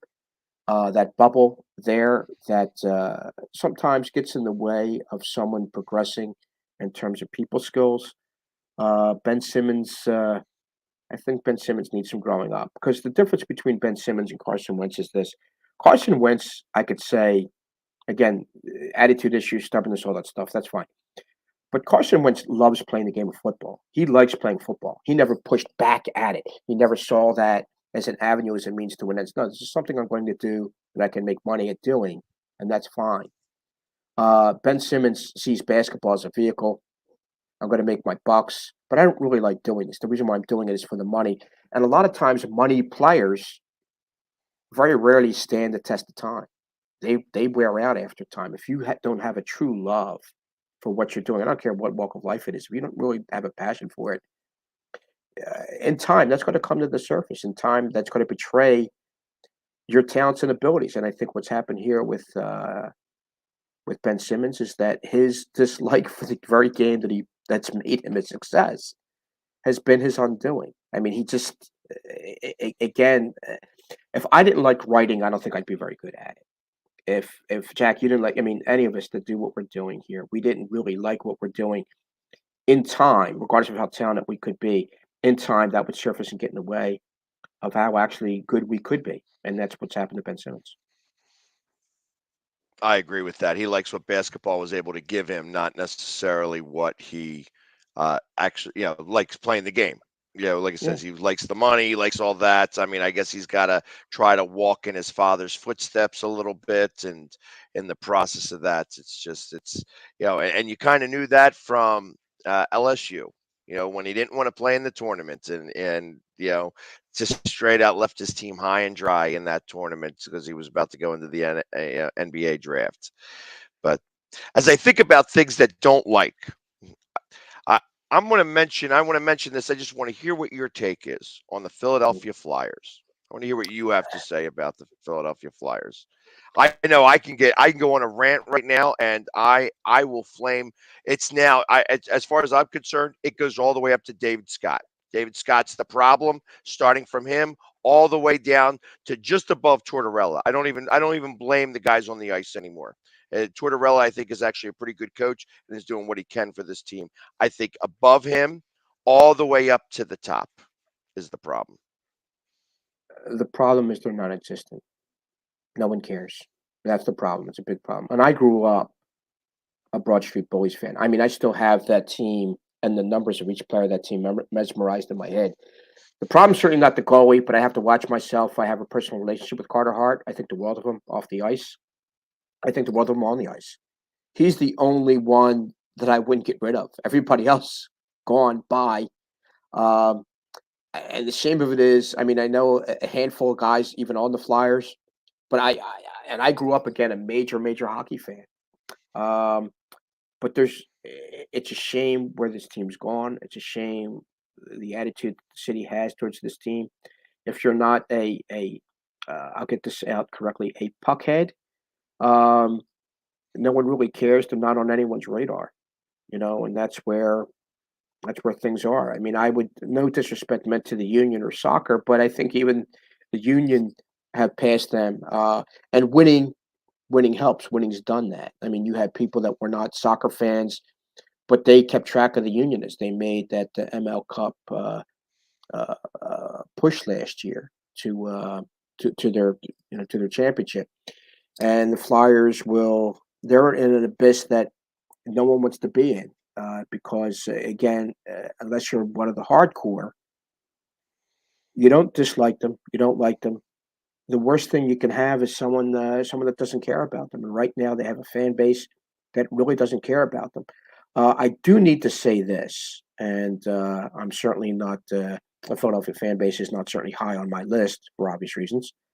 But the Philadelphia fan base needs to wake up in regards to somebody, and it's right up Jack Saley. And that's Stephen Fulton. I mean, you have a junior featherweight world champion in the city that no one knows. He's going to walk through, and I wrote this in the Inquirer that appeared yesterday, and I've pissed off a number of people, which you both know I have a tendency to do.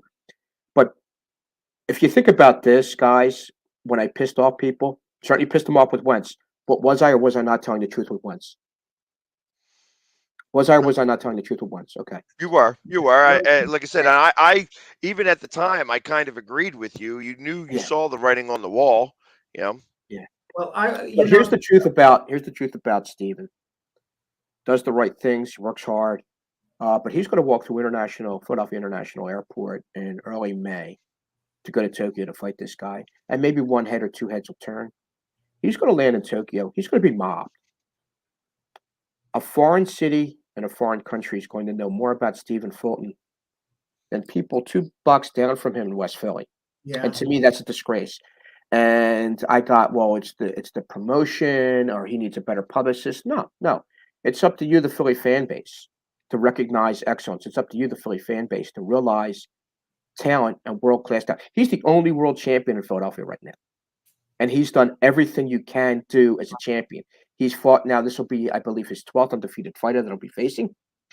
And he gets nothing. And it's up to the Philadelphia fan base to recognize greatness. It's up to the Philadelphia fan base to recognize talent. Let me defend Tags in the Philadelphia fan base. Stephen Fulton, as good as he is, how come he never fights in Philadelphia to test the Philadelphia fan base? Well, now he's fighting Inouye in Japan. Inouye, to many, is the #1 fighter pound for pound in the world. And I said on my show the other night, Glove Fist, Monday night show, do with Frank Laterzo, Fulton wins that fight. If he beats Inouye without any controversy, I'm going to put Fulton #1 pound for pound in the world. Why not? He's taking this monster chance. He's unbeaten, but he doesn't fight in Philadelphia. That's the thing about it. And if you want the Philadelphia fan base to support him, let him fight in Philadelphia. And then if they don't sell out the arena, shame on the Philadelphia fan base. Okay. The reason why he doesn't fight in Philadelphia is a very simple reason. Money. If you're not going to be able to, again, if you don't know the guy who am I going to go to see? I mean, you were there, Jack. You were there when Hopkins fought Murat Hakar. Now, granted, it was a bad opponent. Yeah. I think 7,000 people showed up. I believe that was at the Spectrum. I think the Spectrum was still up at that time because I know it was on HBO. I knew the fight was on HBO, and it was a disgrace of a fight. Murat Hakar shouldn't have even been in the ring with Bernard Hopkins. It was a joke. But here's the deal with Fulton. Fulton's going to get a career high, close to 8-figure payday to fight in Japan. Well, I'm going to go where the money is, obviously. He has to go.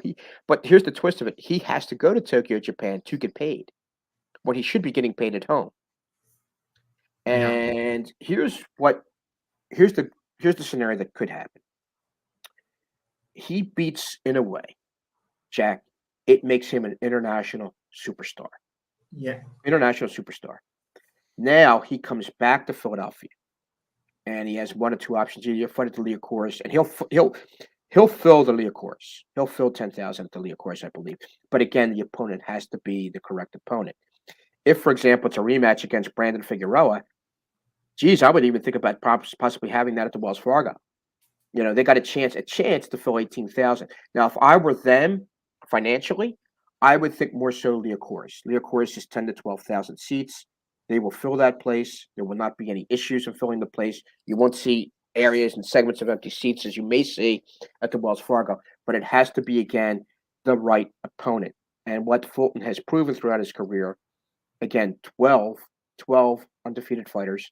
He's proven that he's not afraid to take on tough guys. And I will also say this, and Jack, both of us as members in the BWAA, if Fulton were to beat Inoue and then to beat Figueroa in a rematch, I don't think it's pretty. I think it's pretty easy who the 2023 Fighter of the Year would be. Yeah, for those who don't know, Joe is the president of the Boxing Writers Association of America, and since we're on boxing, I don't know whether you saw what happened last night, but this was great stuff for social media. The Cleveland Cavaliers are playing the Miami Heat in Miami, and as they're leaving the arena, who should run into one another? Floyd Mayweather with his gang of security. Maybe gang is the wrong word, but the way they were talking, I'm going to stick to that. They run into Jake Paul. Now, Floyd is a little upset because a while back, Jake Paul, grabbed his cap or some nonsense. But I think what's annoying Floyd Mayweather a little more is that he had an exhibition the same time Jake Paul fought Tommy Fury. His exhibition was in the UK, and no one showed up for Floyd at this point. They're sick of his exhibitions finally. It's run its course.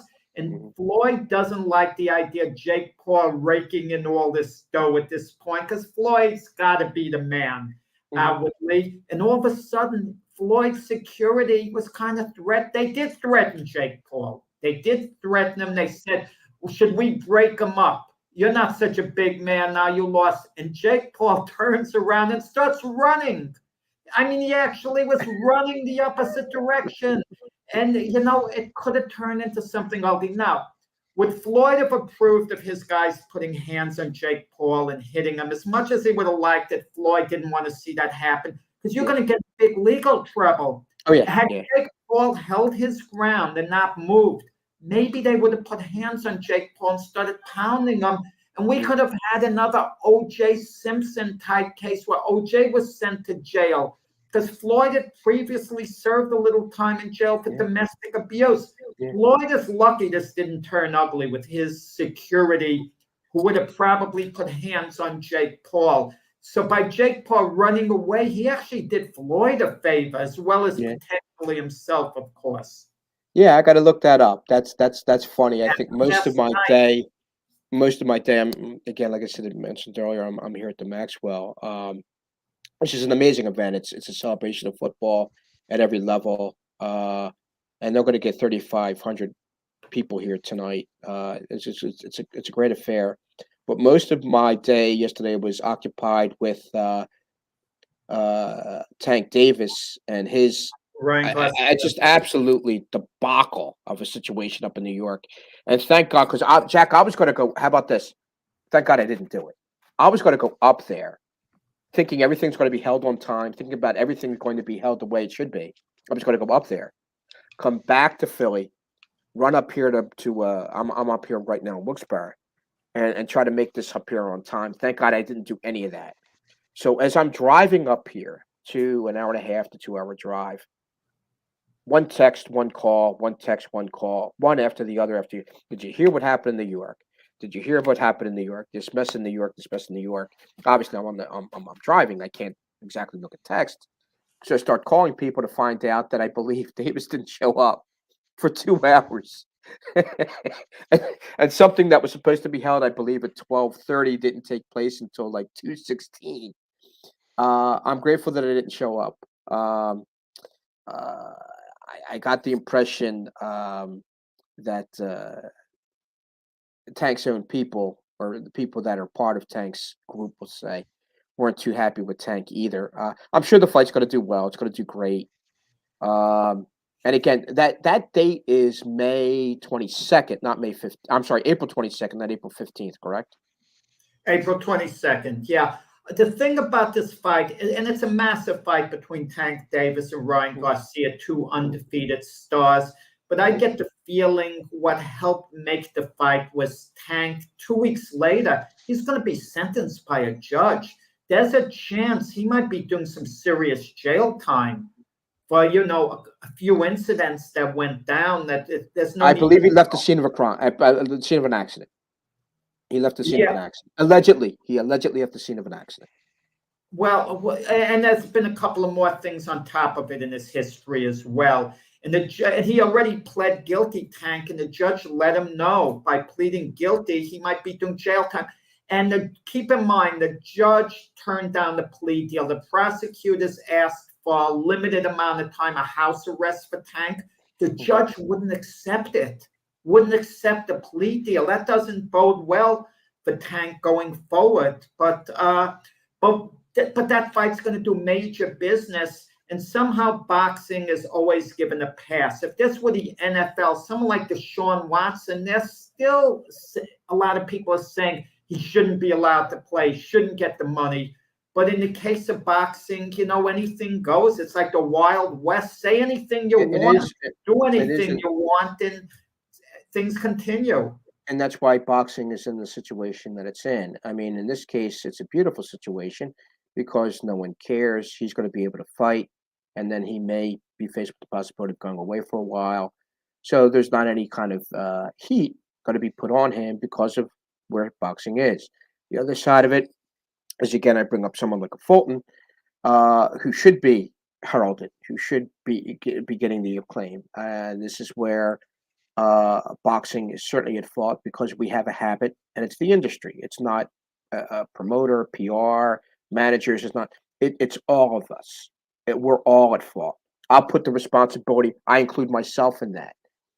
That we should be better caretakers of the sport, and certainly better caretakers of the people, the practitioners of the game. And sometimes I don't think we do a very good job with that. Sometimes they are people in a ring that do something and then perform and then leave. I think what's helped me through the years and through time is even my relationship with numerous NFL players and just numerous people is just that they're not just wind-up toys. These guys aren't just numbers on a field. They aren't just sock 'em, rock 'em robots in the ring. They're human beings. They're people, and we lose track of that. And it's something that we all need to do a better job with. I try my best to do as good a job as I can.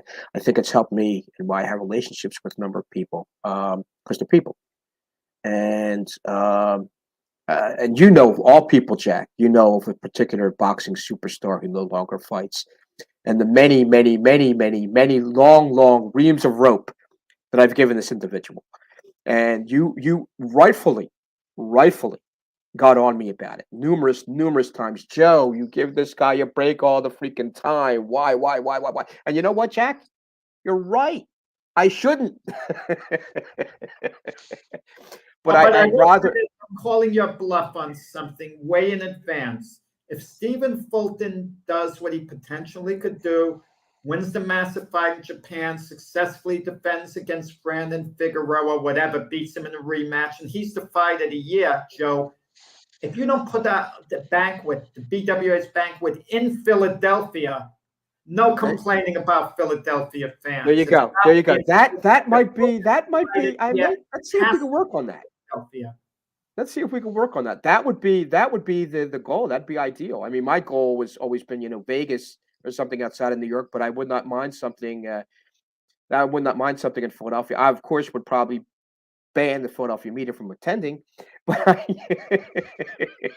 I'm saying that jokingly, guys. Joking. In the little time we have, who is the most? Both of you guys, who's the most compelling sports personality in Philadelphia right now? I'm going to say if I had to name one athlete, Bryce Harper. I'm going to go on Embiid. He's funny. He's articulate. He's engaging.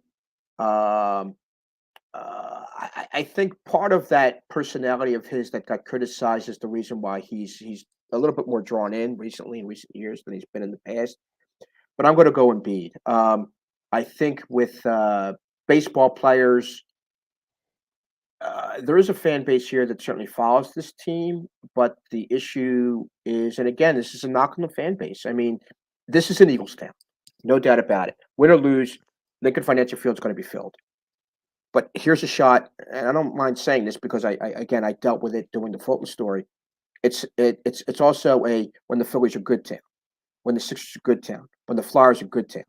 And Bernard Hopkins said it himself in the Fulton story that I wrote for the Inquirer, is that it's a town that loves, frontliners. It's a town that generates towards that.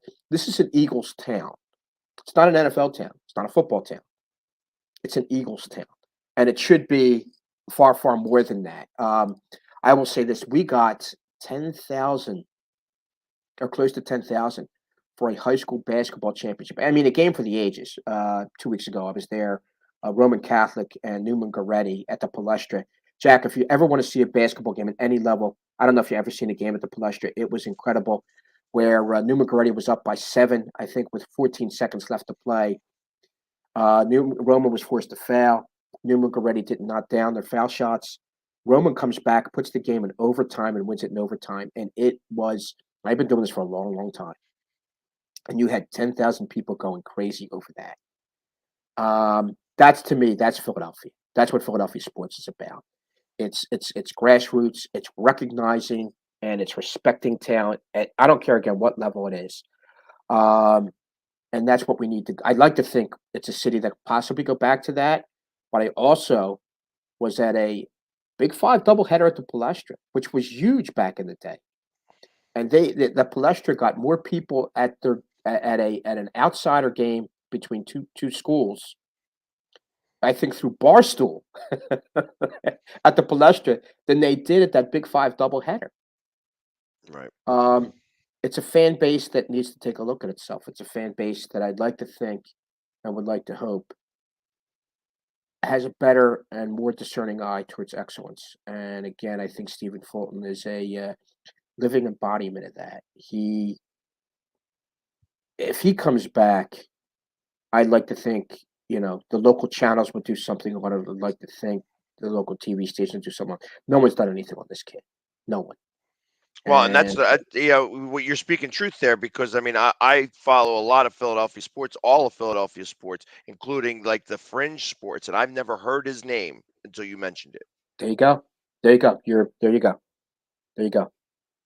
So it's something we all need to do, and like I said, I take a bit of accountability for that. I certainly write about the sports. Certainly written about Stephen Fulton numerous times, and but the Philadelphia fan base needs to wake up on a lot of different fronts. Now, I'm not saying we have the approach, because I was that same kid going in the stands. I'll never forget Black Friday, 1977. I'll never forget how the Phillies.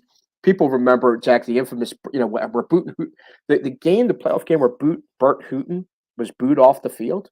Remember that, Jack? 1977 playoff game. The Dodgers came back to win that game, Jack.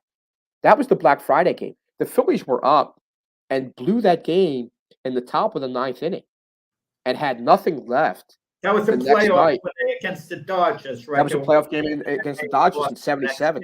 Yeah. But I'll never forget, as a little kid, Yeah. I mean, you remember things as 5, 6-year-olds that I don't remember what happened to me yesterday. But that, and later on today, I'll probably play it again.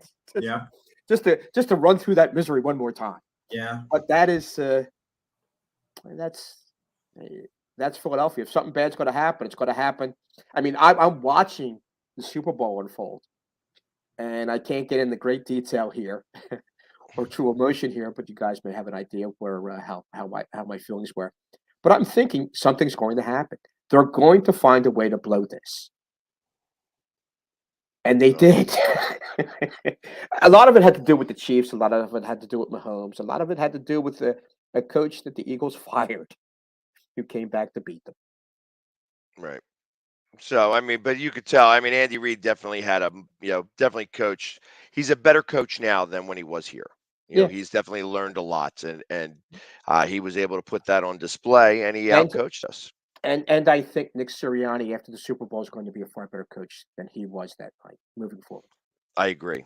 I think that he learned a lot in that game. You know what I mean? And that's the organization as a whole learned a lot at that game. I think that it was a full team loss, and I think that it's a learning experience. And if they are able to withstand the hangover and get back there again, that you'll see a much different outcome in this Super Bowl if they make it back. That's a big if. They got to get there. I think it's going to be a couple of years. It's going to be. They're going to be contenders. I mean, as long as they have Jalen Hurts, they're going to be contenders. And Jalen Hurts, I don't care how anybody reacts. Jalen Hurts outplayed Patrick Mahomes in that game. One mistake, which by the way, still in his mind. He don't care about anything else. This speaks volumes of Jalen Hurts. His problem is the fumble. He thinks he dwells on the fumble. Doesn't dwell on the other 99.5 good things that he did in that game. He was spectacular in that game. The world knows Jalen Hurts. The world should know Jalen Hurts. Right.